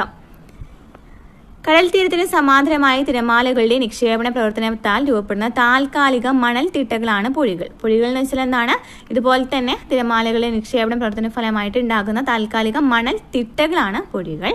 കരയിൽ നിന്ന് കടലിലേക്ക് നീണ്ടു നിൽക്കുന്ന മണൽ തിട്ടകളാണ് മണൽ നാക്കുകൾ. കരയിൽ നിന്നും കടലിലേക്ക് നീണ്ടു നിൽക്കുന്ന മണൽ തിട്ടകൾ എന്ന് പറയുന്നു മണൽ നാക്കുകൾ എന്ന് പറയുന്നു. ഓക്കെ, അപ്പോൾ ഇതാണ് ഭൂരൂപങ്ങളെ കുറിച്ച് പഠിക്കാനായിട്ടുള്ളത്. നെക്സ്റ്റ് കാലാവസ്ഥയാണ്. മറ്റ് ഭൂപ്രകൃതി വിഭാഗങ്ങളിൽ നിന്നും വ്യത്യസ്തമായി സവിശേഷമായ കാലാവസ്ഥയാണ് തീരപ്രദേശങ്ങളിൽ അനുഭവപ്പെടുന്നത്. ഉഷ്ണമേഖലയിലാണ് ഉൾപ്പെടുന്നതെങ്കിലും ഇന്ത്യയുടെ തീരപ്രദേശങ്ങളിൽ മിതമായ കാലാവസ്ഥയാണുള്ളത്. ഇവിടെ അത്യുഷ്ണമോ അതിശൈത്യമോ അനുഭവപ്പെടാറില്ല. സമുദ്ര സാമീപ്യമാണ് ഇതിന് കാരണം. അപ്പോൾ മറ്റ് ഭൂപ്രകൃതിയിൽ നിന്ന് നോക്കുകയാണെന്നുണ്ടെങ്കിൽ വ്യത്യസ്തമായിട്ട് തീരപ്രദേശങ്ങളിൽ പ്രത്യേക ഒരു കാലാവസ്ഥയുണ്ട്. അതായത് ഉഷ്ണമേഖലയിലാണ് ഇത് ഉൾപ്പെടുന്നത്. പക്ഷേ ഇന്ത്യയുടെ തീരപ്രദേശങ്ങളിൽ നിന്നാണ് മിതമായ കാലാവസ്ഥയാണ്. അതായത് മഴയുണ്ട്, അതുപോലെ തന്നെ അതായത് അത്യുഷ്ണം ഉണ്ടാവുന്നില്ല, അല്ലെങ്കിൽ അതിശൈത്യവും അനുഭവപ്പെടുന്നില്ല. അതിന് കാരണം എന്താണ്, അവിടെ സമുദ്രങ്ങളുണ്ട് എന്നതാണ്. കരയും കടലും വ്യത്യസ്തമായാണ് സൂര്യതാപത്തോട് പ്രതികരിക്കുന്നത്. കര പെട്ടെന്ന് ചൂട് പിടിക്കും അല്ലേ, കര പെട്ടെന്ന് ചൂട് പിടിക്കുകയും ചെയ്യും, പെട്ടെന്ന് തണുക്കുകയും ചെയ്യും. എന്നാൽ കടലാണെന്നുണ്ടെങ്കിലോ സാവധാനത്തിലേ ചൂട് പിടിക്കുന്നുള്ളൂ, അതുപോലെ തന്നെ തണുക്കുന്നുള്ളൂ. ഇത് കടൽക്കാറ്റും കരക്കാരും രൂപപ്പെടുന്നതിന് കാരണമാകും അല്ലെ. കടൽക്കാരും കരക്കാരും രൂപപ്പെടുന്നതിന് കാരണമാകുന്നത് ഈ ഒരു സവിശേഷതയാണ്. ഈ കാറ്റുകൾ തീരപ്രദേശത്തെ ദിനാന്തരീക്ഷ സ്ഥിതി മിതപ്പെടുത്തുന്നതിൽ മുഖ്യ പങ്ക് വഹിക്കുന്നു. അപ്പോൾ എന്താണ് കടൽക്കാറ്റും കരക്കാറ്റും ഒക്കെ നമ്മൾ കുറേ പ്രാവശ്യം പഠിച്ചിട്ടുള്ള കാര്യമാണ്. ഇതാണ് കടൽക്കാറ്റ് എന്ന് വെച്ചാൽ, ഇതാണ് ചിത്രമേൽ കാണുന്നതാണ് കടൽക്കാറ്റ്. തീരപ്രദേശങ്ങളിൽ പകൽ സമയങ്ങളിൽ കര വേഗം ചൂടുപിടിക്കും. അതായത് കര പെട്ടെന്ന് ചൂടുപിടിക്കും തീരപ്രദേശങ്ങളിൽ നോക്കുകയാണെന്നുണ്ടെങ്കിൽ. ഇതുമൂലം എന്ത് സംഭവിക്കും, കരഭാഗത്ത് വായു ഉണ്ടല്ലോ, ഈ കരഭാഗത്ത് വായു ഇങ്ങനെ മുകളിലേക്ക് ഉയരുമ്പോൾ അവിടെ എന്താണ്, ന്യൂനമർദ്ദമാണ് രൂപപ്പെടുന്നത്. ന്യൂനമർദ്ദം രൂപപ്പെടും. ആ സമയം തന്നെ നമ്മൾ കടലിൽ നോക്കുകയാണെന്നുണ്ടെങ്കിൽ അവിടെ എന്താണ്, ചൂട് കുറവാണ്, അതുപോലെ തന്നെ ഉച്ചമർദ്ദമാണ്, നേരെ ഓപ്പോസിറ്റ് ആണെന്ന് പഠിച്ചു വെച്ചിരിക്കുക. കരയിലാണെന്നുണ്ടെങ്കിൽ എന്താണ്, നല്ല ചൂടാണ് അല്ലേ. കര നമുക്ക് ഉച്ചയ്ക്കൊക്കെ പോകുകയാണെന്നുണ്ടെങ്കിൽ ആലോചിച്ച് നോക്കി, നല്ല ചൂടായിരിക്കും. അപ്പോൾ ചൂടാണെന്നുണ്ടെങ്കിൽ അവിടെ എന്ത് സംഭവിക്കും, ഈ ചൂട് മുകളിലേക്ക് അങ്ങോട്ട് ഉയരും അല്ലേ, അവിടുത്തെ വായു മുകളിലേക്ക് ഉയരും. അപ്പോൾ വായു മുകളിലേക്ക് ഉയരുമ്പോൾ അവിടെ എന്തായിരിക്കും, ന്യൂനമർദ്ദമാണ് രൂപപ്പെടുക. പക്ഷേ നേരെ ഓപ്പോസിറ്റ് ആണ് കടലിൽ. കടലിൽ വെച്ചാൽ ചൂട് കുറവാണ്, പകൽ സമയങ്ങളിലാണ് കേട്ടോ ചൂട് എന്ന് പറയുന്നത് കുറവാണ്. അതുപോലെ തന്നെ അവിടെ എന്താണ്, ഉച്ചമർദ്ദമാണ് രൂപപ്പെടുന്നത്. അതിനാൽ ഉച്ചമർദ്ദമുള്ള കടലിൽ നിന്നും ന്യൂനമർദ്ദ പ്രദേശമായ കരയിലേക്ക് വായു പ്രവഹിക്കും. ഓക്കെ, അപ്പോൾ ഉച്ചമർദ്ദത്തിൽ നിന്ന് ന്യൂനമർദ്ദത്തിലേക്കാണ് എപ്പോഴും കാറ്റ് വീശുന്നത്. അപ്പോൾ ഉച്ചമർദ്ദമുള്ള കടലിൽ നിന്ന് ഈ ന്യൂനമർദ്ദ പ്രദേശമായ കരയിലേക്ക് വായു പ്രവഹിക്കും. ഇതിനെയാണെന്ന് പറയുന്നത് കടൽക്കാറ്റ് എന്ന് പറയുന്നത്. അപ്പോൾ കടൽക്കാറ്റ് എപ്പോഴാണ്, പകൽ സമയത്താണ് ഉണ്ടാകുന്നതെന്ന് പഠിച്ചു വെച്ചിരിക്കുന്നത്. അതുപോലെ തന്നെ എന്താണ്, കടലിൽ നിന്നും കരയിലേക്കാണ് അല്ലേ, കടലിൽ നിന്നും കരയിലേക്കാണ്. ഇനി നെക്സ്റ്റ് നോക്കുകയാണെന്നുണ്ടെങ്കിൽ ഇതിന് വിപരീതമായിട്ട് രാത്രി കാലങ്ങളിൽ നോക്കുകയാണെങ്കിൽ കരപ്രദേശത്ത് ചൂട് വളരെ കുറവാണ് അല്ലേ, വളരെ കുറവാണ്. അപ്പോൾ അവിടെ എന്തായിരിക്കും, ഉച്ചമർദ്ദമായിരിക്കും. ഇനി കടലിൽ നോക്കുകയാണെന്നുണ്ടെങ്കിലോ, കടലിൽ കരയിനെ വെച്ച് നോക്കുകയാണെന്നുണ്ടെങ്കിൽ അവിടെ എന്താണ്, ന്യൂനമർദ്ദമാണ് രൂപപ്പെടുന്നത്. കാരണം എന്താണ്, കര രാത്രി സമയത്താണ് ചൂട് പിടിക്കുന്നത്. അപ്പോൾ എന്ത് സംഭവിക്കും, കരയിൽ നിന്നും കടലിലേക്കല്ലേ കാറ്റ് വീശുക അല്ലേ. കാരണം എന്താ, ഉച്ചമർദ്ദ മേഖലയിൽ നിന്നാണ് ന്യൂനമർദ്ദ മേഖലയിലേക്ക് കാറ്റ് വീശുന്നത്. അപ്പോൾ ഉച്ചമർദ്ദ മേഖലയിൽ നിന്നും ന്യൂനമർദ്ദ മേഖലയിലേക്ക് കടലിലേക്ക് കാറ്റ് വീശുന്നതാണെന്ന് പറയുന്നത് കരക്കാറ്റ് എന്ന് പറയുന്നത്. അപ്പോൾ കരക്കാറ്റ് എപ്പോഴാണ്, രാത്രിയിലാണ്. ഈ മൺസൂൺ കാറ്റുകളാണ് തീരദേശ കാലാവസ്ഥയെ സ്വാധീനിക്കുന്ന മറ്റൊരു ഘടകം. മൺസൂൺ കാറ്റുകളാണ്. തെക്ക് പടിഞ്ഞാറൻ മൺസൂൺ കാറ്റുകളാണ് ഇന്ത്യയിൽ ആകമാന മഴ നൽകുന്നത് നമുക്കറിയാവുന്ന കാര്യമാണ്. കാലവർഷം എന്നൊക്കെ അറിയപ്പെടുന്നത് ഈ തെക്ക് പടിഞ്ഞാറൻ മൺസൂണിനെയാണ്. മൺസൂൺ കാറ്റുകൾ ആദ്യം എത്തുന്നത് ദ്വീപുകളും തീരങ്ങളിലുമാണ്. അറബിക്കടലിലൂടെ എത്തുന്ന തെക്ക് പടിഞ്ഞാറൻ മൺസൂൺ കാറ്റുകൾ പശ്ചിമഘട്ട മലനിരകളിൽ തട്ടി പടിഞ്ഞാറൻ തീരസമതലത്തിൽ ഉയർന്ന തോതിൽ മഴ നൽകുന്നു. അറബിക്കടലിലൂടെയാണ് തെക്ക് പടിഞ്ഞാറൻ മൺസൂൺ എത്തുന്നത് അല്ലേ. ഈ കാറ്റുകൾ പശ്ചിമഘട്ട മലനിരകളിൽ തട്ടി പടിഞ്ഞാറൻ തീരസമതലത്തിൽ എന്ത് സംഭവിക്കും, ഉയർന്ന തോതിൽ മഴ നൽകുന്നു. ഓക്കെ. ഇനി കിഴക്കൻ തീരങ്ങളിൽ കോറമാൻഡൽ തീരത്ത് മഴ ലഭിക്കുന്നത് ഒക്ടോബർ നവംബർ മാസങ്ങളിലാണ് കോറമാൻഡൽ തീരത്ത് മഴ ലഭിക്കുന്നത്. മൺസൂൺ കാറ്റുകളുടെ പിൻവാങ്ങൽ കാലം എന്നറിയപ്പെടുന്നത് ഈ കാലമാണ് എന്നറിയപ്പെടുന്നത് എന്താണ്, തുലാവർഷം എന്നറിയപ്പെടുന്നത് അല്ലേ. അപ്പോൾ ഈ പിൻവാങ്ങൽ കാലയളവിൽ കേരളത്തിലും മഴ ലഭിക്കുന്നുണ്ട്. നാം ഇതിനെ എന്താണ് വിളിക്കുന്നത്, തുലാവർഷം എന്നാണ് വിളിക്കുന്നത്. ബംഗാൾ ഉൾക്കടലിൽ രൂപപ്പെടുന്ന ചക്രവാതങ്ങളിൽ നിന്നും കിഴക്കൻ തീരത്ത് മഴ ലഭിക്കുന്നുണ്ട്. നെക്സ്റ്റ്, മണ്ണ്. നദികളുടെയും തിരമാലകളുടെയും നിക്ഷേപണ പ്രക്രിയയിലൂടെ രൂപപ്പെടുന്ന നിക്ഷേപണ മണ്ണാണ് തീരപ്രദേശത്ത് പൊതുവെ കാണപ്പെടുന്നത്. അപ്പോൾ മണ്ണിനെ കുറിച്ച് പറയുകയാണെന്നുണ്ടെങ്കിൽ നദികളുടെയും തിരമാലകളുടെ ഒക്കെ നിക്ഷേപണ പ്രക്രിയയിലൂടെയാണ് ഈ മണ്ണ് രൂപപ്പെടുന്നത്. ഈ മണ്ണ് തീരപ്രദേശത്ത് രൂപപ്പെടുന്നത് എന്താണ്, നിക്ഷേപണ മണ്ണാണ്. മണൽ നിറഞ്ഞ മണ്ണും മഞ്ഞയും ചുവപ്പ് നിറമുള്ള ലാറ്ററൈറ്റ് മണ്ണും കറുത്ത കളിമണ്ണും ജീവാംശം കൂടിയ പീറ്റ് മണ്ണും പടിഞ്ഞാറൻ തീരങ്ങളിൽ കാണപ്പെടുന്നു. മണൽ നിറഞ്ഞ മണ്ണുണ്ട്, മഞ്ഞയും ചുവപ്പ് നിറമുള്ള ലാറ്ററൈറ്റ് മണ്ണുണ്ട്, കറുത്ത കളിമണ്ണും ജീവാംശം കൂടിയിട്ടുള്ള പീറ്റ് മണ്ണും ഈ പടിഞ്ഞാറൻ തീരത്തിൽ കാണപ്പെടുന്നു. കിഴക്കൻ തീരങ്ങളിൽ നോക്കുകയാണെങ്കിൽ കൂടുതലും എക്കൽ മണ്ണാണ് കാണപ്പെടുന്നത്. ചിലയിടങ്ങളിൽ മണൽ നിറഞ്ഞ ചെങ്കൽ മണ്ണും കറുത്ത മണ്ണും കാണപ്പെടുന്നുണ്ട്. അപ്പോൾ ഓരോ പ്രദേശത്തെയും മണ്ണിനും കൊടുത്തിട്ടുണ്ട്. ഗുജറാത്ത് തീരപ്രദേശം കറുത്ത മണ്ണ്, തീരദേശ എക്കൽ മണ്ണ്, ലവണ മണ്ണ്. കൊങ്കൺ തീരപ്രദേശം കറുത്ത മണ്ണ്, ലാറ്ററൈറ്റ് മണ്ണ്. മലബാർ തീരപ്രദേശം എക്കൽ മണ്ണ്, പീറ്റ് മണ്ണ്. കിഴക്കൻ തീരപ്രദേശം തീരദേശ എക്കൽ മണ്ണ്, ഡെൽറ്റ എക്കൽ മണ്ണ്. ലക്ഷദ്വീപ് പവിഴ മണൽ മണ്ണ്. ആൻഡമാൻ നിക്കോബർ ദ്വീപ് സമുദ്രജന്യ മണൽ മണ്ണ്, എക്കൽ മണ്ണ്. നെക്സ്റ്റ്, സസ്യജാലങ്ങൾ നോക്കാം. ഉഷ്ണമേഖലയിൽ സ്ഥിതി ചെയ്യുന്നതിനാലും സമുദ്ര സാമീപ്യം മൂലവും ഇന്ത്യയുടെ തീരദേശങ്ങളിൽ കാലാവസ്ഥയും ഏറെക്കുറെ സമാനമാണ്. അതിനാൽ സസ്യജാലങ്ങളിലും ഏറെ സമാനതകൾ കാണാനാവുന്നതാണ്. സസ്യജാലങ്ങളെ കുറിച്ചിട്ടാണ് പറയുന്നത്. തീരദേശ സസ്യങ്ങൾ രണ്ടായിട്ട് ഡിവൈഡ് ചെയ്തിട്ടുണ്ട്. വരണ്ട തീരദേശ സസ്യങ്ങളെന്നും ആർദ്ര തീരദേശ സസ്യങ്ങളുമെന്നും. എന്താണ്, തീരദേശ സസ്യങ്ങൾ വരണ്ട തീരദേശ സസ്യങ്ങളുണ്ട്, ആർദ്ര തീരദേശ സസ്യങ്ങളുണ്ട്. വരണ്ട തീരദേശ സസ്യങ്ങളാണ് തീരമണൽ പരപ്പുകളിലെ സസ്യങ്ങളും തീരദേശ പാറക്കെട്ടുകളിലെ സസ്യങ്ങളും. ഇനി ആർദ്ര തീരദേശ സസ്യങ്ങളാണ് കണ്ടൽ കാടുകൾ, ലവണ ചതുപ്പ് നിലങ്ങളിലെ സസ്യങ്ങൾ, കടൽ പായലുകൾ, കടൽ സസ്യങ്ങൾ, കോറൽ സസ്യങ്ങൾ എന്നിവ. തീരസമതലങ്ങളിലെ മിക്ക പ്രദേശങ്ങളും വ്യാപകമായ കൃഷി ഭൂമികളായി മാറ്റപ്പെട്ടിട്ടുണ്ട്. അതിനാൽ സ്വാഭാവിക സസ്യജാലങ്ങളെക്കാൾ കൂടുതലായി തെങ്ങ്, വാഴ, നെല്ല്, പച്ചക്കറികൾ തുടങ്ങിയ കാർഷിക വിളകൾ ഇവിടെ കാണപ്പെടുന്നു. ഇനി കണ്ടൽ കാടുകൾ തീരത്തിന്റെ ശ്വാസകോശം. ഉഷ്ണമേഖലാ തീരങ്ങളിൽ സാധാരണയായി വളരുന്ന ലവണജല ചതുപ്പ് സസ്യങ്ങളാണ് കണ്ടലുകൾ. ഇന്ത്യയിൽ ഏകദേശം 380 കിലോമീറ്ററോളം തീരപ്രദേശത്ത് കണ്ടൽ കാടുകളുണ്ട്. പശ്ചിമ ബംഗാൾ തീരത്തെ ഗംഗാ ഡെൽറ്റ പ്രദേശമായ സുന്ദർബൻ ഇന്ത്യയിലെ തന്നെ ഏറ്റവും വലിയ കണ്ടൽക്കാടുകളാണ്. കണ്ടലുകൾ വിവിധയിനം മത്സ്യങ്ങളുടെയും മറ്റു ജലജീവികളുടെയും പ്രജനന കേന്ദ്രങ്ങളാണ്. കൂടാതെ വിവിധ ജീവിവർഗങ്ങൾക്ക് ആവാസ കേന്ദ്രവുമാണ് ഈ കണ്ടൽക്കാടുകൾ.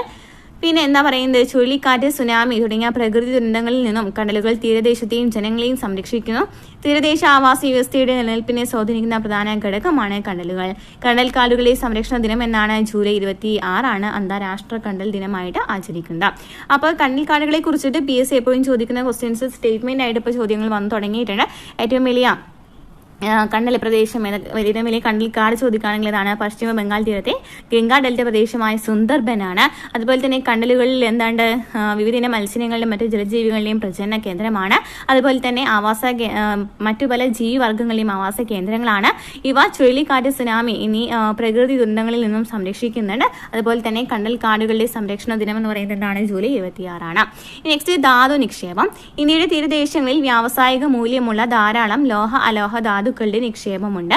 ഇരുമ്പയിര്, മാംഗനീസ്, ബോക്സൈറ്റ് തുടങ്ങിയവയാണ് തീരദേശത്ത് കാണപ്പെടുന്ന പ്രധാനപ്പെട്ട ധാതുക്കൾ. കൂടാതെ ആണവ ഇന്ധനമായി യുറേനിയം വേർതിരിച്ചെടുക്കാവുന്ന മോണോസൈറ്റ് പോലുള്ള അപൂർവ ധാതുക്കളും തീരദേശ കരിമണലിൽ കാണപ്പെടുന്നു. കൊല്ലം ജില്ലയിലെ ചവറയിലും ഒഡീഷയിലെയും തമിഴ്നാട്ടിലെയും ചില തീരങ്ങളിലും ഇത്തരം കരിമണൽ നിക്ഷേപമുണ്ട്. നെക്സ്റ്റ്, ജനസംഖ്യയും ജനജീവിതവും. ജനസംഖ്യാ വിതരണത്തെ സ്വാധീനിക്കുന്ന ഘടകങ്ങളിൽ മിക്കതും അനുകൂലമായതിനാൽ ഇന്ത്യൻ തീരദേശം ജനനിബിഡവും ജനസാന്ദ്രവുമാണ്. അപ്പം ഇന്ത്യയിൽ നോക്കുകയാണെന്നുണ്ടെങ്കിൽ എന്താണ് ജനസാന്ദ്രതയാണെന്നുണ്ടെങ്കിലും അതുപോലെ തന്നെ ജനസംഖ്യയൊക്കെ ആണെന്നുണ്ടെങ്കിലും എന്താണ് കൂടുതലാണെന്ന് പറയാം. മിതമായ കാലാവസ്ഥ, കൃഷിക്കും ഗതാഗത വികസനത്തിനും അനുയോജ്യമായ സമതല ഭൂപ്രകൃതി, കൃഷി, മത്സ്യബന്ധനം, ടൂറിസം തുടങ്ങിയ തൊഴിൽ സാധ്യതകൾ, ജലലഭ്യത, ധാതു നിക്ഷേപം, വ്യവസായം എന്നിങ്ങനെയുള്ള ഘടകങ്ങൾ തീരസമതലങ്ങളെ ജനനിബിഡമാക്കുന്നു. ഇന്ത്യയിലെ മെട്രോ നഗരങ്ങളിൽ ഡൽഹി ഒഴികെ മറ്റു 3 തീരസമതലങ്ങളിലാണ് വികസിച്ച് വന്നിട്ടുള്ളത്. മുംബൈ, ചെന്നൈ, കൊൽക്കത്ത എന്നിവ നോക്കുകയാണെന്നുണ്ടെങ്കിൽ ദേശീയ ശരാശരിയേക്കാൾ കൂടിയ ജനസാന്ദ്രതയുള്ള പ്രദേശമാണ് ലക്ഷദ്വീപ്. എന്നാൽ ആൻഡമാൻ നിക്കോബാർ ദ്വീപ് നോക്കുകയാണെങ്കിൽ ജനസാന്ദ്രത വളരെ കുറവാണ്. ഇനി സാമ്പത്തിക പ്രവർത്തനങ്ങളിൽ നോക്കുകയാണെങ്കിൽ കൃഷി, മത്സ്യബന്ധനം എന്നിവയാണ് തീരദേശ ജനതയുടെ പ്രധാനപ്പെട്ട സാമ്പത്തിക പ്രവർത്തനങ്ങൾ. കൂടാതെ വിവിധ ധാതു അധിഷ്ഠിത വ്യവസായങ്ങൾ, കപ്പൽ നിർമ്മാണം, മത്സ്യ സംസ്കരണം, ഉപ്പ് നിർമ്മാണം തുടങ്ങിയ വ്യവസായങ്ങളും തീരദേശത്തുണ്ട്. തീരദേശങ്ങളിലേറെ സാധ്യതകളുള്ളതും അനുദിനം വികസിച്ചു കൊണ്ടിരിക്കുന്നതുമായ ഒരു പ്രധാന തൊഴിൽ മേഖലയാണ് വിനോദസഞ്ചാരം. തീരദേശത്തെ വ്യവസായ പുരോഗതിക്ക് തുറമുഖങ്ങളുടെ പങ്ക് വളരെ പ്രധാനമാണ്. വ്യാവസായിക ഉൽപ്പന്നങ്ങളും അസംസ്കൃത വസ്തുക്കളും കയറ്റുമതി ചെയ്യുന്നതിനും ഇറക്കുമതി ചെയ്യുന്നതും തുറമുഖങ്ങൾ വഴിയാണ്. നെക്സ്റ്റ്, തീരദേശങ്ങൾ നേരിടുന്ന വെല്ലുവിളികൾ. മനുഷ്യവാസത്തിന് അനുയോജ്യമായ ഭൂപ്രകൃതി, സുഖകരമായ കാലാവസ്ഥ, ജലലഭ്യത, കൃഷി, വ്യവസായം തുടങ്ങി നിരവധി സാധ്യതകളുള്ള ഭൂപ്രദേശമാണ് തീരദേശം.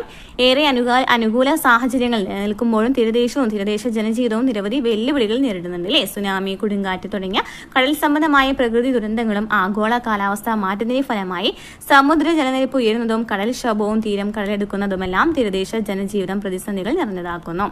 പ്രകൃതിയുടെ ഇത്തരം പ്രതികൂല സാഹചര്യങ്ങളോട് പൊരുത്തപ്പെട്ട് തങ്ങളുടെ സാമൂഹ്യ ജീവിതം ചിട്ടപ്പെടുത്തുന്നതിന് തീരദേശ ജനത നിരന്തരം പരിശ്രമിച്ചുകൊണ്ടിരിക്കുകയാണ്.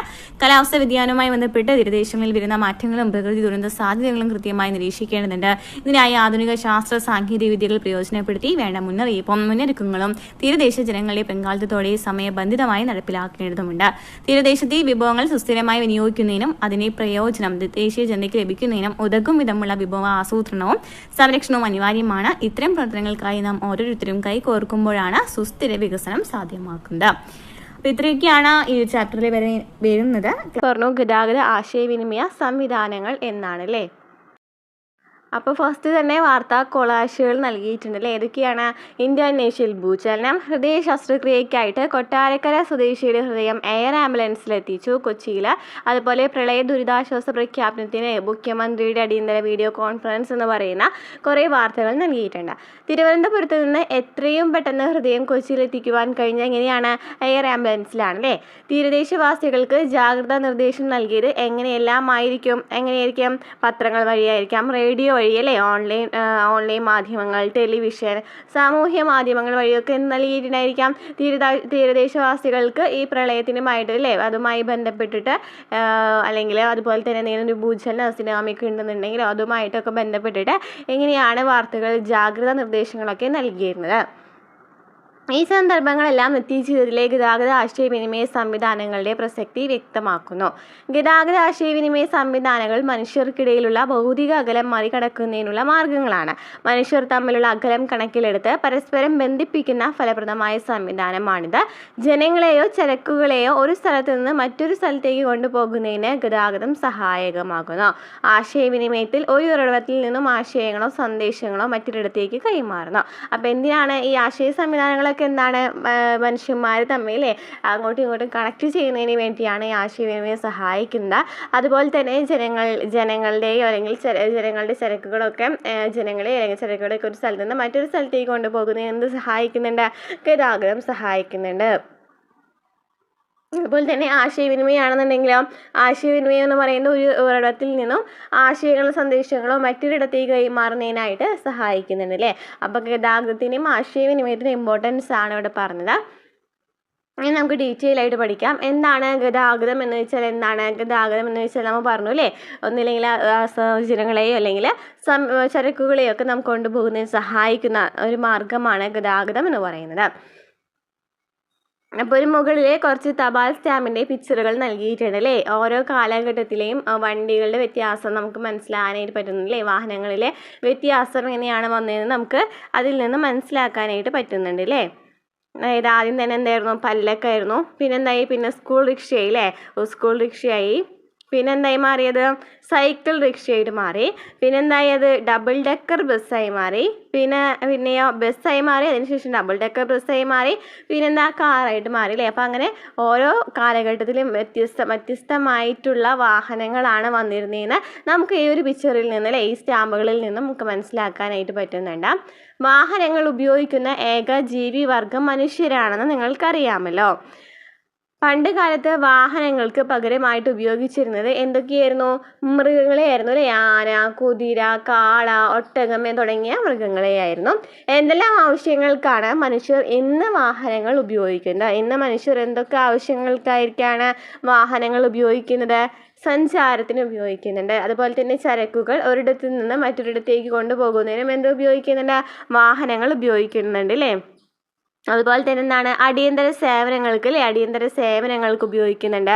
വിനോദം, കൃഷി, നിർമ്മാണ പ്രവർത്തനങ്ങൾ, പിന്നെന്തൊക്കെയാണ് വിനോദം, സാഹസിക വിനോദം, യുദ്ധം എന്നിവയ്ക്കൊക്കെ എന്ത് ഉപയോഗിക്കുന്നുണ്ട്, വാഹനങ്ങൾ ഉപയോഗിക്കുന്നുണ്ട്. നമ്മുടെ നിത്യജീവിതത്തിൽ ഉപയോഗിക്കുന്ന സാഹചര്യങ്ങളാണല്ലേ പറഞ്ഞിട്ടുള്ളത്.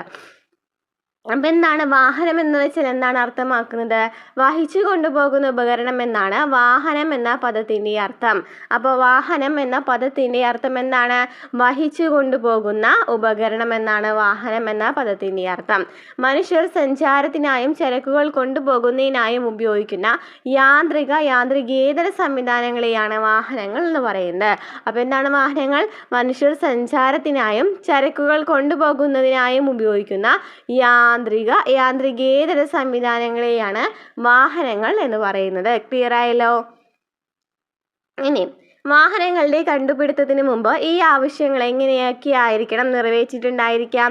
എങ്ങനെയായിരിക്കും, കാൽനടയായിട്ട് യാത്ര ചെയ്തിട്ടുണ്ടായിരിക്കില്ലേ. അതുപോലെ തന്നെ ചരക്കുകൾ നീക്കം ചെയ്യുന്നതിനായിട്ട് എന്താണ് ചെയ്തിരുന്നത്, തലച്ചുമടായിട്ട് അല്ലേ. അതുപോലെ മൃഗങ്ങളുടെ പുറത്ത് വെച്ചിട്ടും എന്ത് കൊണ്ടുപോയിട്ടിരുന്നു, ചരക്കുകൾ കൈമാറ്റം ചെയ്യപ്പെട്ടിരുന്നു. ഇത്തരം മാർഗങ്ങൾക്ക് എന്തെല്ലാം പരിമിതികളാണ് ഉണ്ടായിരുന്നത്, വർദ്ധിച്ചു വരുന്ന ആവശ്യങ്ങൾ നിറവേറ്റാനായിട്ട് കഴിഞ്ഞിരുന്നില്ല അല്ലേ. അതുപോലെ തന്നെ അധ്വാനം കൂടുതലാണ്, മനുഷ്യന്മാരുടെ അധ്വാനം കൂടുതലാണ്. കാലതാമസം നേരിട്ടായിരുന്നു അല്ലേ, കുറേ സമയം എടുത്തിട്ടായിരുന്നു. അതുപോലെ തന്നെ യാത്രകൾ എന്താണ്, ദുഷ്കരമായിരുന്നു അല്ലേ. അപ്പോൾ അതൊക്കെയാണ് അന്നത്തെ ഈ മാർഗങ്ങൾ കൊണ്ടുള്ള പരിമിതികൾ എന്ന് പറയുന്നത്. എന്തൊക്കെയാണ്, വർദ്ധിച്ചു വരുന്ന ആവശ്യങ്ങൾ നിറവേറ്റാൻ കഴിഞ്ഞിരുന്നില്ല, മനുഷ്യാധ്വാനം കൂടുതലായിരുന്നു, കാലതാമസം നേരിട്ടിരുന്നു, യാത്രകൾ ദുഷ്കരമായിരുന്നു.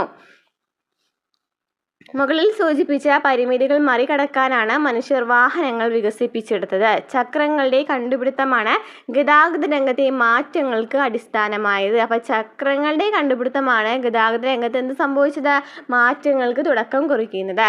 അപ്പോൾ ചക്രത്തിൽ നിന്ന് എങ്ങനെയാണ് വാഹനത്തിലേക്ക് വരുന്നതെന്ന് പറയുന്നുണ്ട്, നോക്കാം. മനുഷ്യരുടെ ജീവിതത്തെ മാറ്റിമറിച്ച ചക്രത്തിൻ്റെ കണ്ടുപിടുത്തം ഒരൊറ്റ ദിവസം കൊണ്ട് സംഭവിച്ചതല്ല.